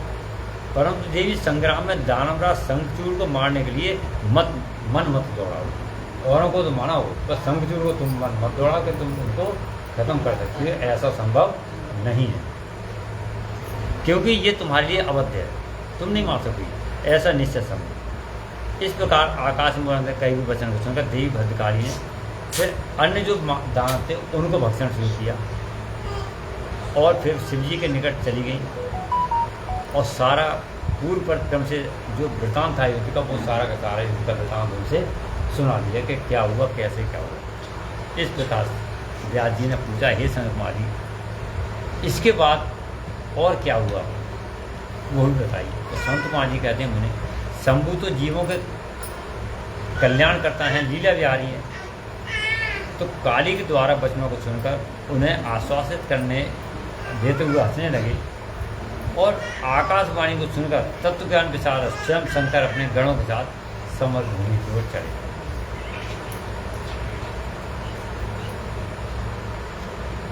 उस समय महावृक्षभ नंदीश्वर पर सवार थे, उन्हीं के समान उनके गण आदि थे। जब शंखचूड़ की दृष्टि शिवजी पर पड़ी तो विमान से उतरा और परम भक्ति के साथ दंड की भांति पृथ्वी पर लौटकर उन्हें सिर के बल प्रणाम किया। यही देखा कि इस समय ये शत्रु है मेरे मुझे मारने को आ रहे हैं, पर सम्मान देते हुए देखो कितना भक्त है, मतलब कि विमान से उतरा, तुरंत जमीन पर जैसे दंडवत होकर गिर जाता है, ऐसे गिर गया उनको और प्रणाम करके बोला। इस प्रकार न तुरंत ही अपने और प्रणाम करने के बाद फिर अपने विमान पर पहुँच गए, जाके बैठे, कवच धारण किया, फिर धनुष बाण उठाया, मतलब पहले सम्मान किया और फिर उसे उठाया। और उसने फिर दोनों ओर से बाणों की झड़ी लगी, भोलेनाथ की तरफ से, उनकी तरफ से भी। अंत में युद्ध स्थल में शंखचूर्ण का वध करने के लिए महाबली महेश्वर ने अपना त्रिशूल उठाया, जिसका निवारण करना बड़े बड़े तेजस के लिए भी अशक्य है। त्रिशूल तो भोलेनाथ का है ही अंतिम अस्त्र। तत्काल ही उसका निषेध करने के लिए फिर आकाशवाणी हुई। त्रिशूल जो उठाया उससे पहले एक आकाशवाणी हुई, हे शंकर, मेरी प्रार्थना सुनिए और इस समय इस त्रिशूल को मत चलाइए। अगर इस समय चलाओगे तो तुम्हारा त्रिशूल की जो कार्य है वो भी बच जाएगा और त्रिशूल की मर्यादा भी फिर नष्ट हो जाएगी। तो इस तरह त्रिशूल मत चलाओगे, यही मतलब था, त्रिशूल को मत चलाइए, अभी वो समय नहीं आया। यद्यपि आप क्षण मात्र में पूरे ब्रह्मांड का विनाश करने में समर्थ हैं, फिर इस अकेले दानव शंखचूर्ण की तो बात ही क्या है। आप तो सबको नष्ट कर सकते हैं, पर इस दानव की ऐसी क्या सकती, परंतु कुछ ना कुछ मर्यादा होती। हे महादेव, उस देव मर्यादा को सुनिए और उसे सत्य एवं सफल बनाइए। कहा है देव मर्यादा को, मतलब वो कौन सी मर्यादा है उसको जानिए, तो उसको सफल बनाए, उसके बाद से वह देव मर्यादा ये है कि जब तक इस शंखचूर्ण के हाथ में श्री हरि का परम उग्र कवच वर्तमान रहेगा। जैसे कर्ण के पास वो कवच कुंडल थे तो इंद्र ने धोखे से तो ले लिए थे, तभी तो कर्ण का वध हुआ, वरना कर्ण को मारने वाला कोई नहीं। ऐसे ही जब तक ये कवच आदि इसके पास रहेगा, श्री हरि का दिया हुआ, तब तक आप, और उग्र कवच वर्तमान रहेगा, इसकी पतिव्रता पत्नी तुलसी का सतीत्व अखंडित रहेगा। ये दो बातें, इसकी पत्नी पतिव्रता है, उसका सतीत्व अखंडित रहेगा और कवच रहेगा, तब तक इस पर जरा और मृत्यु अपना प्रभाव नहीं डाल सकती। ना तो इसको बढ़ा पाएगा, ना ही मृत्यु इस पर प्रभाव डालेगी। तो इसलिए आप अपने त्रिशूल को न चलाएं। पहले आप इन दो कार्यों को संपूर्ण करें। कैसे कि एक तो कवच होता है, लोग किस का लेना है, दूसरे उसकी पत्नी तुलसी का सतीत्व को नष्ट करो। उसके बाद आप जब समझ में आएंगे तब ये कार्य संपन्न होगा। ये सत्य वचन है, ये ब्रह्मा जी का, इस वचन को सत्य कीजिए जो ब्रह्मा ने दिया है, तभी आप उसका आगे। इस प्रकार सत्पुरुषों के आश्रय स्वरूप शिव जी ने आकाशवाणी सुनकर तथास्तु ऐसा ही होगा उसे स्वीकार किया और विष्णु को उस कार्य के लिए प्रेरणा, और उन्होंने फिर मणिमय विष्णु का ध्यान किया, उन्हें प्रेरणा दी कि तुम जाओ इस कार्य को करो, उनकी सतीत्व को खंडित करो।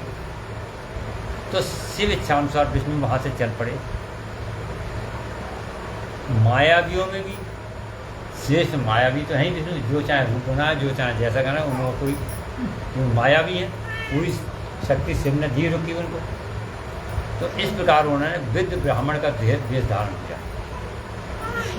हाँ, बूढ़े ब्राह्मण बन के वहाँ पर आए और शंखचूर्ण के निकट जाकर कहने लगे, सबसे पहले शंखचूर्ण के बाद मुझे कवच भी तो लेना है उनसे।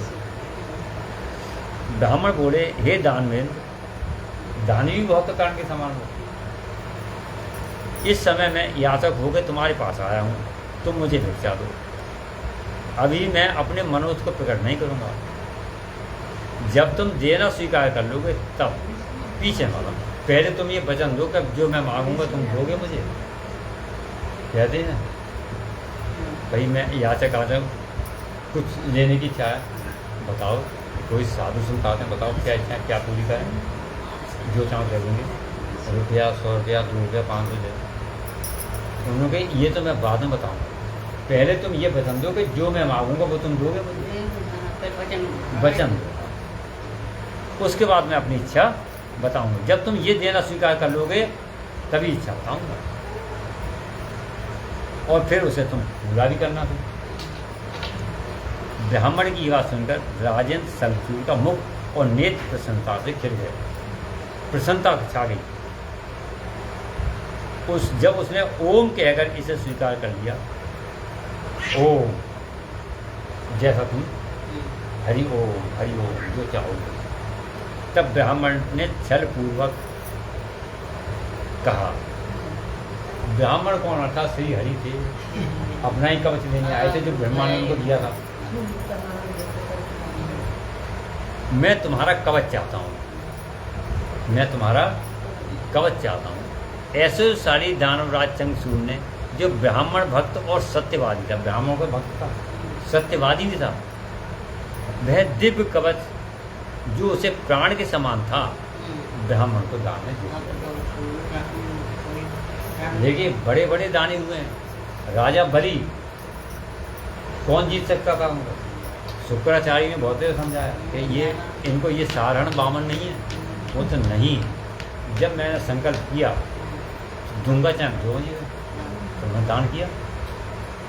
3 भूमि, 3 पग भूमि। प्रहलाद ने क्या कुछ नहीं, सब जानते थे।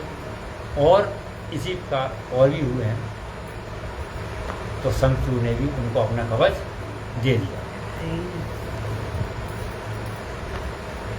उस समय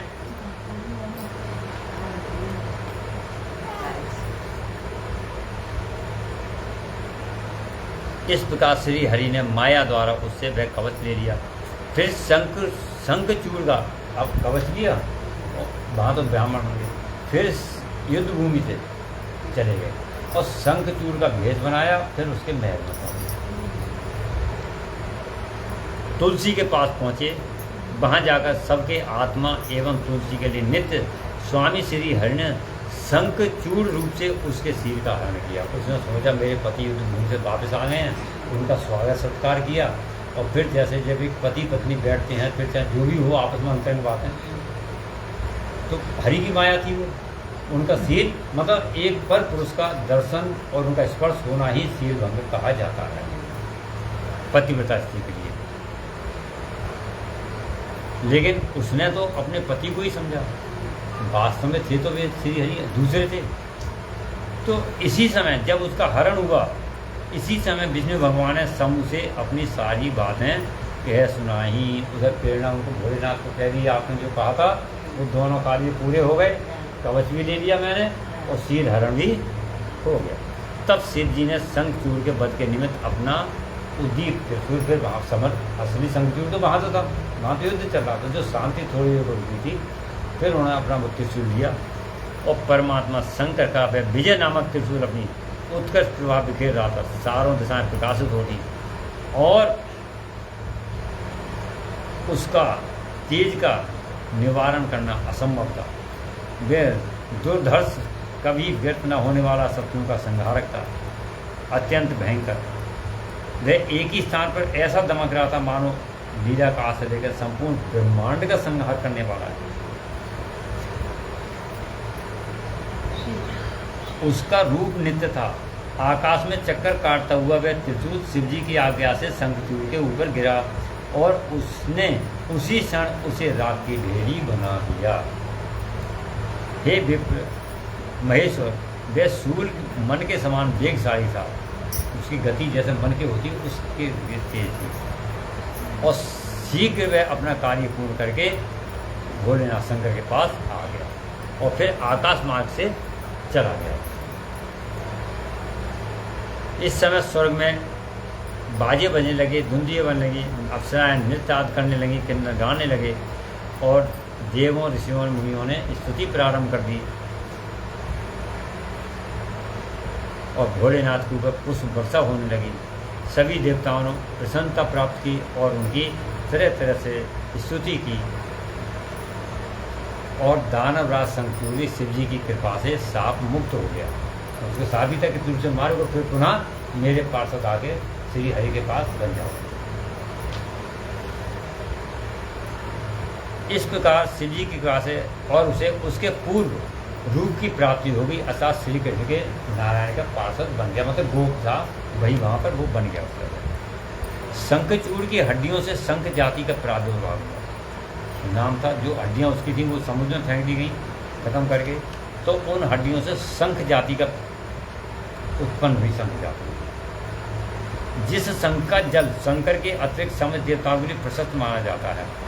शंख के जल से सभी देवताओं पर छिड़का जाता है, शुद्धिकरण की जाती है, शंख जल से घुमाया जाता है, बजाया भी जाता है, परंतु भोलेनाथ पर शंख का वर्जित है। शंख उनके सामने शंख बजाना, जल अभिषेक करना शंख से, ये सारा कार्य उनको वर्जित है।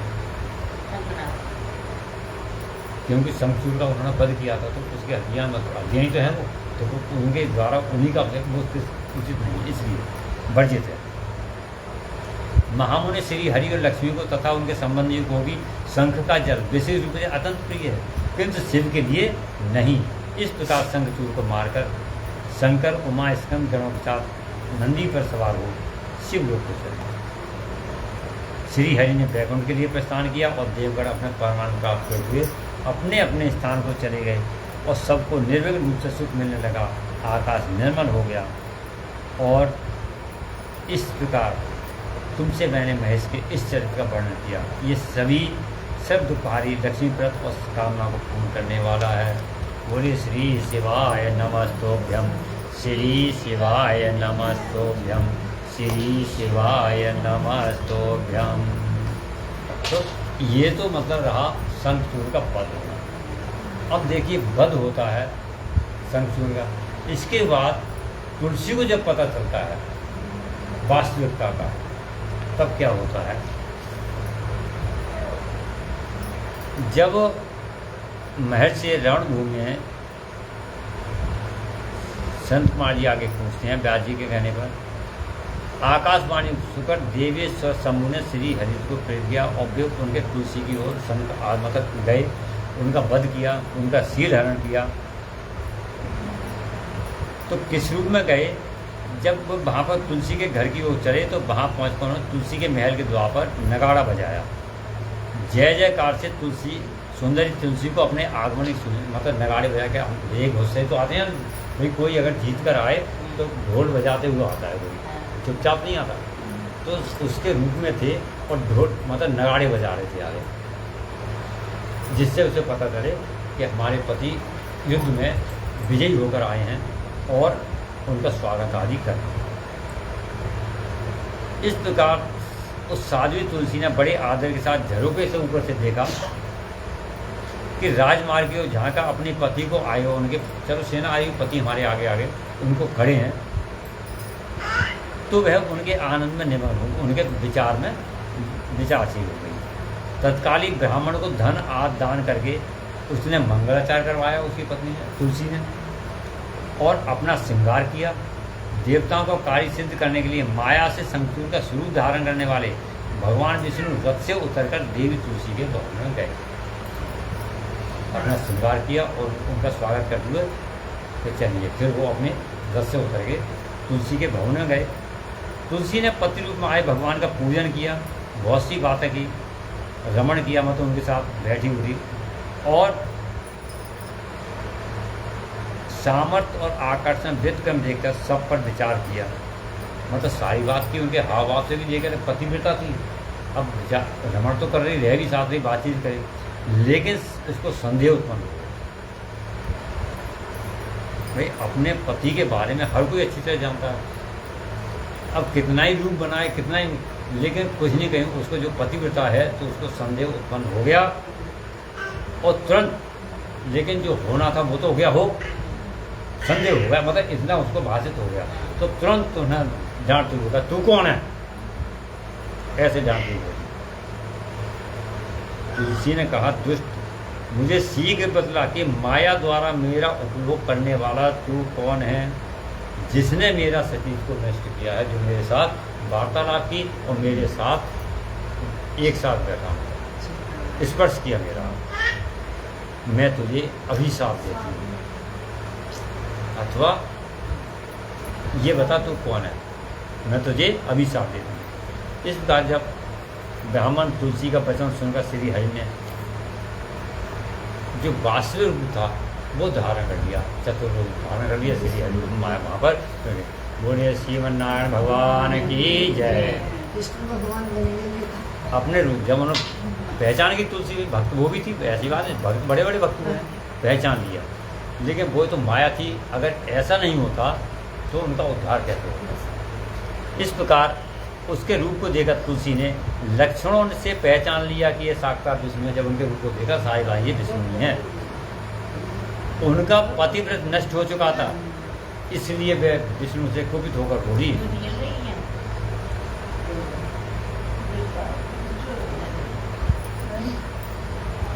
इसलिए वह कुपित होकर विष्णु से कहने लगी। तुलसी ने कहा, हे विष्णु, तुमने मेरा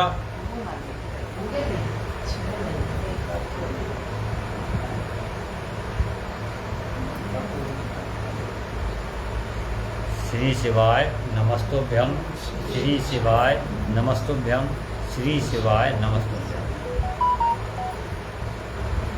तुलसी ने कहा, हे विष्णु, तुम्हारा मन पत्थर के समान कठोर है। मतलब वो तो भक्त वत्सल, लेकिन तुमने मुझसे छल किया। तुम्हारा हृदय पाषाण है, पत्थर है। तुममें दया का लेश मात्र भी भाव नहीं है। इस समय मेरे पति धर्म के भंग हो जाने से निश्चय ही मेरे स्वामी मारे गए होंगे। अब उसे पता है, क्योंकि उसको पता होता है जब तक मेरा पतिव्रत अटल है, मेरे स्वामी भी अटल हैं। और निश्चय जब मेरा पतिव्रत भंग हो गया तो निश्चय ही मेरे स्वामी भी मारे गए होंगे। इसमें कोई दोष नहीं हो सकता, मतलब असत्य भाषा नहीं हो सकती। क्योंकि तुम पाषाण सदृश कठोर हो, मारे गए, निश्चय ही मारे गए। वो बड़ी दृढ़ता से कह रही, निश्चय ही मेरे पति मारे गए, क्योंकि तुम पाषाण सदृश कठोर हो, दया रहित हो। भाई जिसका पति मरेगा वो तो भले ही नारायण हो, तो उनको साफ, जैसे कि नारद ने नारायण को कहा था अपने मोहब्बत सागर, तो ये माया तुम दुष्ट हो, अतः तुम मेरे हिसाब से पाषाण स्वरूप हो जाओ, मतलब तुम भी पाषाण ही बन जाओ। ये नारायण को साफ कर। संत कुमार जी कहते हैं, ऐसा कहकर शंखचूड़ की पत्नी तुलसी जोर जोर से रोने लगी और तरह तरह से विलाप करने लगी। इतने में ही वहाँ भोलेनाथ प्रकट हो गए। उसके सामने भोलेनाथ भी प्रकट हो गए और उन्होंने समझा कर कहा, देवी, तुम दुख को दूर करने वाली मेरी बात को सुनो। तुम्हें दुख हुआ है, अब मेरी बात सुनो जिससे तुम्हारा दुख शांत हो। और श्री हरि भी स्वस्थ मन से, ये श्री हरि ये भी अब अच्छे मन से मेरी बात, दोनों तुम और दोनों, श्री हरि और तुम दोनों मेरी बात को ध्यान से सुने, क्योंकि तुम दोनों के लिए जो सुख कारक होगा वही मैं कहूँगा। तुम दोनों के लिए जो आनंद देने वाला वही कहूँगा। भद्रे, तुमने जिस मनोरथ को लेकर तप किया था, ये उसी तपस्या का फल है। तुमने तप तो किया था कि श्री भगवान का मैं पाणी ग्रहण करूँगा, तो उस तपस्या का ये फल आज मिला। लेकिन बीच में ये लीला थी, वो संपन्न हुई, आखिर ये उसी का फल है। भला ये अन्यथा कैसे हो सकता है? तो इसलिए तुम्हें उसके अनुसार ही फल मिला, प्राप्त हुआ है। अब तुम इस शरीर को त्याग कर दिव्य देह धारण करो, मतलब तुम नारायण की वैकुंठ को बन जाओ और लक्ष्मी के समान नित्य श्री हरि के साथ वैकुंठ में विहार करो। इन्हीं को प्राप्त करने को तब किया था बद्रीवन में। और तुम्हारा ये शरीर जिसे तुम छोड़ दोगी, यानी यहाँ पर तुलसी के रूप में, ये शरीर जो इस समय तुलसी का रूप है, इस शरीर को जब छोड़ोगी, आत्मा तो आई वैकुंठ जाएगी, शरीर छोड़ोगी, ये नदी के रूप में परिवर्तित हो जाएगा। ये तुम्हारा शरीर नदी के रूप में परिवर्तित हो जाएगा। ये नदी भारत में पुण्य रूपा गंडकी के नाम से प्रसिद्ध होगी, जो नेपाल में होगी, गुजरती है, भारत पर से होगी गंडकी के रूप। कुछ काल के पश्चात मेरे वरदान के प्रभाव से देव पूजन सामग्री में तुलसी का प्रधान स्थान हो जाएगा। कुछ समय बाद, यानी देव पूजा में जब तक तुलसी अर्पित नहीं की जाएगी तब तक उनकी भोग लगना, भोग मान्य नहीं होगा। ये भोलेनाथ कह रहे हैं, ये मेरे प्रभाव से, वरदान से। सुंदरी, तुम सर्वलोक में, मृत्युलोक में तथा पाताल में सदा श्री हरि के निकट ही निवास करोगी। यानी तीनों लोगों में जहाँ भी रहोगी हरि के निकट ही रहोगी। ये मेरा तुम्हारे लिए आशीर्वाद है तुम्हारे लिए। और पुष्पों में श्रेष्ठ तुलसी का वृक्ष बनोगी। पुष्पों में, पादपों में तुलसी का वृक्ष उगाई। तुम वैकुंठ में दिव्य रूप धारणी वृक्षाधिष्ठात्री देवी बनकर सदा एकांत में श्री हरि के साथ ही क्रीड़ा करोगी। उधर भारतवर्ष में, अब कह रहे हैं ये तुम वैकुंठ को, तो भारतवर्ष में जो नदियों की अधिष्ठात्री देवी होगी वह परम पुण्य प्रदान करने वाली होगी। श्री हरि के अंशभूत लवण सागर की पत्नी बनेगी। हरि के अंशभूत लवण सागर उसकी पत्नी बनेगी ये नदी जो है।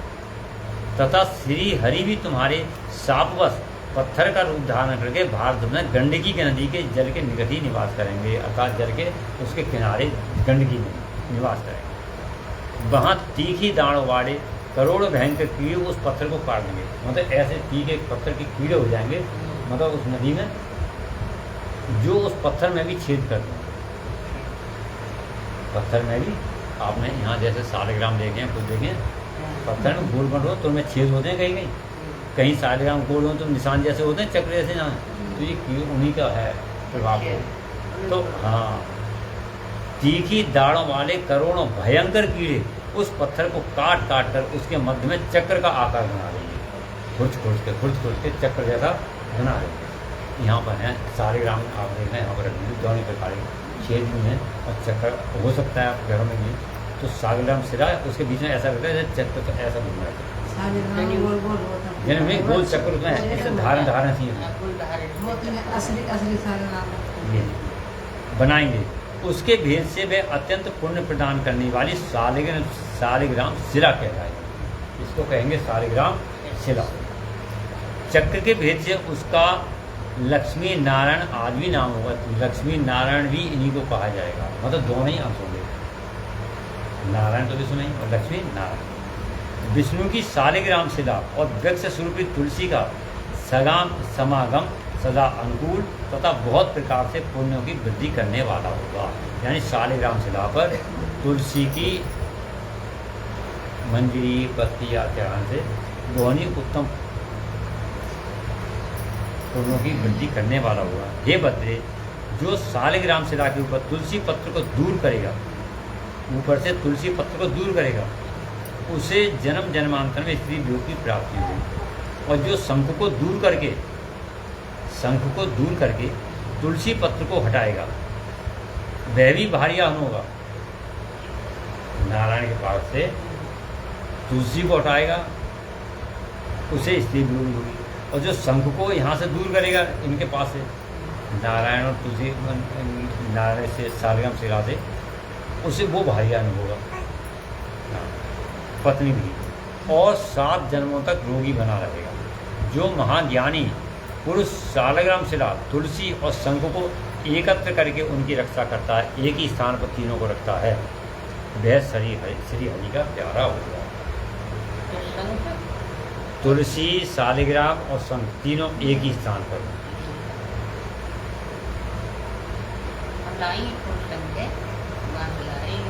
बोलिए श्री उमापति महादेव की जय, लक्ष्मी नारायण भगवान की जय। इस प्रकार संत कुमार जी कहते हैं, हे व्यास जी, इस प्रकार शंकर जी ने उस समय सालिग्राम शिला और तुलसी के परम पुण्यदायक महात्म का वर्णन किया। ये पूरा तीनों का महात्म भोलेनाथ ने बताया। सालिग्राम का उत्पत्ति, तुलसी की किस तरह उत्पत्ति हुई, जब वो शरीर छोड़ा है तो वो नदी बन गई गंडकी, और उसी गंडकी में से तुलसी का पौधा निकला है, और उधर जो हरि थे वो पत्थर बन के उस गंडकी में पहुंच गए, और बाद में उनकी प्राप्ति सानिध्य और उसका परिणाम क्या है, ये सारा कुछ भोलेनाथ ने बताया। तत्पश्चात श्री हरि को तथा तुलसी को आनंद करके भोलेनाथ अंतर्धान हो गए। इस प्रकार सत्पुरुषों का कल्याण करने वाले शंभु वो भी अपने स्थान को चले गए, और शंभु का कथन सुनकर फिर तुलसी को भी शांति मिली, उसे प्रसन्नता हुई। उसने तुरंत अपने उस शरीर का परित्याग किया करके दिव्य रूप धारण कर लिया। तब कमलापति विष्णु उसे साथ लेकर वैकुंठ को चले गए। बोल श्री लक्ष्मी नारायण भगवान की जय। उसके छोड़े हुए शरीर से गंडकी नदी प्रकट हुई, और भगवान अच्युत भी उसके तट पर मनुष्य को पुण्य प्रदान करने वाले शिला के रूप में परिणत हो गए। हे मुने, उसमें कीड़े अनेक प्रकार के छिद्र बनाते रहते हैं। उनमें जो शिलाएं गंडकी के जल में गिरती हैं, मतलब किनारे से शिलाएं गंडकी में गिरती हैं, उनको कीड़े काटते रहते हैं, उनसे वो बनते हैं। वे परम पुण्यप्रद होती हैं, और जो स्थल पर ही रह जाती हैं उन्हें पिंगला कहा जाता है। जो किनारे तट पर रह जाती हैं ऊपर नदी के, उन्हें पिंगला कहते हैं, और जो उसमें गिर गई उन्हें सालिका बनती हैं, और प्राणों के लिए संताप कारक होती हैं। व्यास जी इस प्रकार तुम्हारे प्रश्नानुसार मैंने समूह का चरित्र पुण्य प्रदान मनुष्य की सारी कामना को पूर्ण करने वाला सुना दिया। ये पुण्य आख्यान जो विष्णु के माध्यम से संयुक्त तथा भोग और मोक्ष का प्रदान है, यानी इसमें भोलेनाथ का भी आख्यान है, विष्णु दोनों का ही बराबर का आख्यान है, जो मोक्ष प्रदान करता है, वर्ण किया। अब आप आगे क्या जानना चाहेंगे उसके बारे में भी आप बताएं। तो कथा के लिए यहीं पर विश्राम देते हैं। आज ये शंभु का एक चरित्र हुआ। कल की कथा में एक शंभु के भोलेनाथ के द्वारा और माता पार्वती की लीला के अंतर्गत एक अंधकासुर का उत्पन्न होना और आगे कथा होगी उसकी, वो कल होगी। बोलिए श्री शिवाय नमस्तोभ्यम, श्री शिवाय नमस्तोभ्यम, श्री शिवाय नमस्तोभ्यम, श्री शिवाय नमस्तोभ्यम। ओम नमः शिवाय, ओम नमः शिवाय, ओम नमः शिवाय, ओम नमः शिवाय, ओम नमः शिवाय। हर हर महादेव। कोई भजन हो बोल।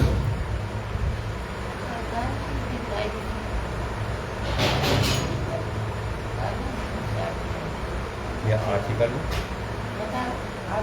शिव शंकर और पार्वती जी खेले पंसा सारे, वरण गाजी मारी हारे गए रे। शिव शंकर और पार्वती जी खेले पंसा सारे, वरण गाजी मारी हारे गए।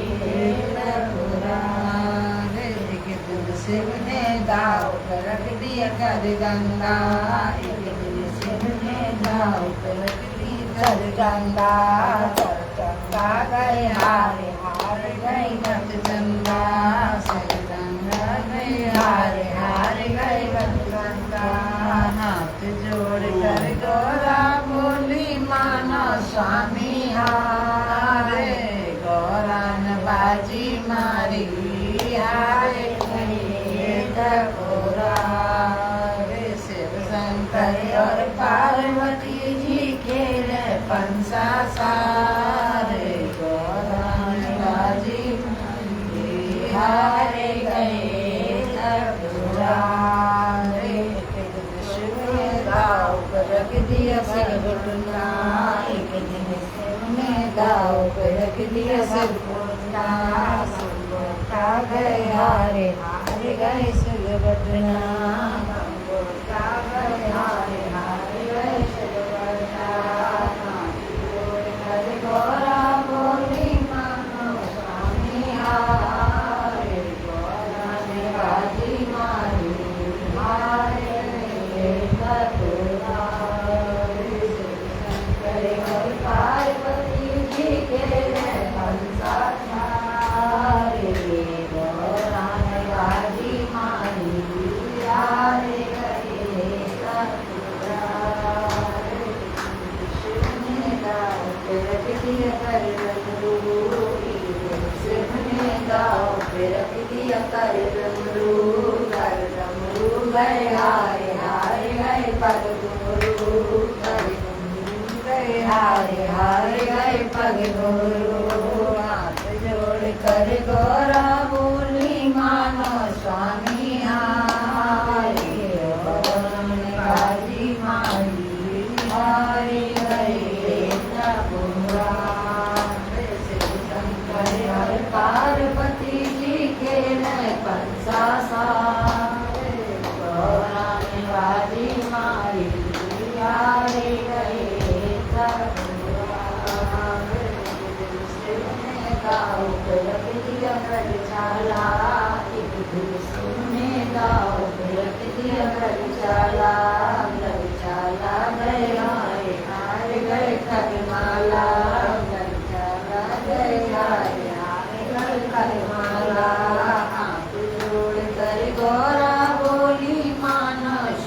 गाता बोलता हारे गौरा में बाजी मारी हारे गए प्रभुआ। शिव शंकर और पार्वती जी के मैं पंचा सारे गौरा में बाजी मारी हारे गए प्रभुआ। तो पड़े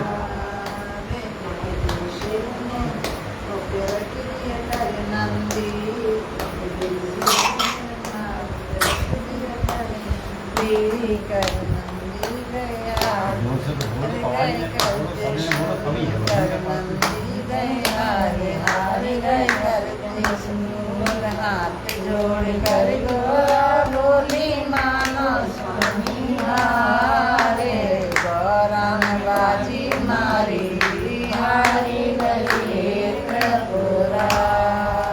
शिव शंकर और पार्वती जी के नए पंसा सारे गौरा में बाजी मारी हारी गई त्रिपुरा। हाथ जोड़ कर बोले बोले से मानूंगा हारे हाथ जोड़ कर बोले नहीं मानूंगा हार। तुम तो गौरा दान से प्यारी तुम तो गौरा दान से प्यारी राखो तेरा माने गौरा ने बाजी मारी हारे गए गौरा। रे तुम तो गौरा दान से प्यारी रखो तेरा माने गौरा ने बाजी मारी हारी गई गौरा। रे शिव शंकर और पार्वती जी के ले कंसा सारे गौरा ने बाजी मारी हारे गए प्रभुआ। जय गौरा तेरी बामरे पड़ेंगी बोले साथ में गौरा तेरी बामरे पड़ेंगी बोले साथ में गौरा तेरी बामरे पड़ेंगी बोले साथ में। गौरा के माथे पे बिंदी विराजे गौरा के माथे पे बिंदी विराजे बिंदी बड़ी प्यारी लगे चंदा साथ में बिंदी बड़ी प्यारी लगे चंदा साथ में। गौरा तेरी बामर पड़ेंगी भोला साथ में गौरा तेरी बामर पड़ेंगी भोला साथ में। गौरा के गले में हलवा विराजे गौरा के गले में हलवा विराजे हलवा बड़ा प्यारा लगे सबको साथ में हलवा बड़ा प्यारा लगे नाग साथ में। गौरा तेरे बामर पड़ेगी भोले साथ में गौरा तेरी बामर पड़ेगी भोले साथ में। गौरा के हाथों में कंगन विराजे गौरा के हाथों में मेहंदी विराजे मेहंदी बड़ी प्यारी लगे डमरू साथ में मेहंदी बड़ी प्यारी लगे डमरू साथ में। गौरा तेरी बामर पड़े भोले साथ में गौरा तेरी बामर पड़े भोले साथ में। गौरा तेरी बामर में तगड़ी विराजे गौरा की कमर में तगड़ी विराजे तगड़ी बड़ी प्यारी लगे साथ में तगड़ी बड़ी प्यारी लगे जग साथ में। गौरा तेरी बामर पड़े भोले साथ में गौरा तेरी बामर पड़ेगी भोले साथ में। गौरा के नैन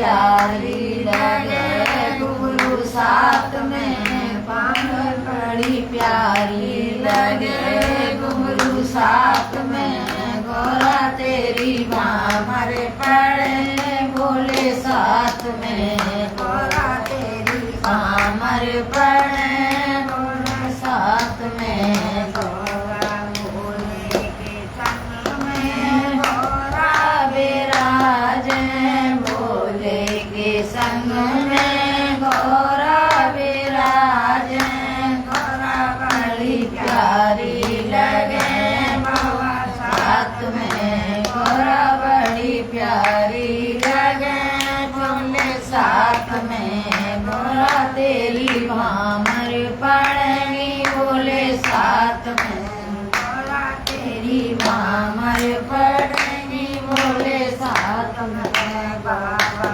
के संगी में गणपति विराजे बाबा की गोदी में गणपति विराजे गणपति बड़े प्यारे लगे दोनों साथ में गणपति बड़े प्यारे लगे दोनों साथ में गोरा तेरी बामर पड़े बोले साथ में गोरा तेरी बामर पड़े बोले साथ में बोल बोल बाबा की है गोरा माता की है बोल श्यावर रामचंद्र की है।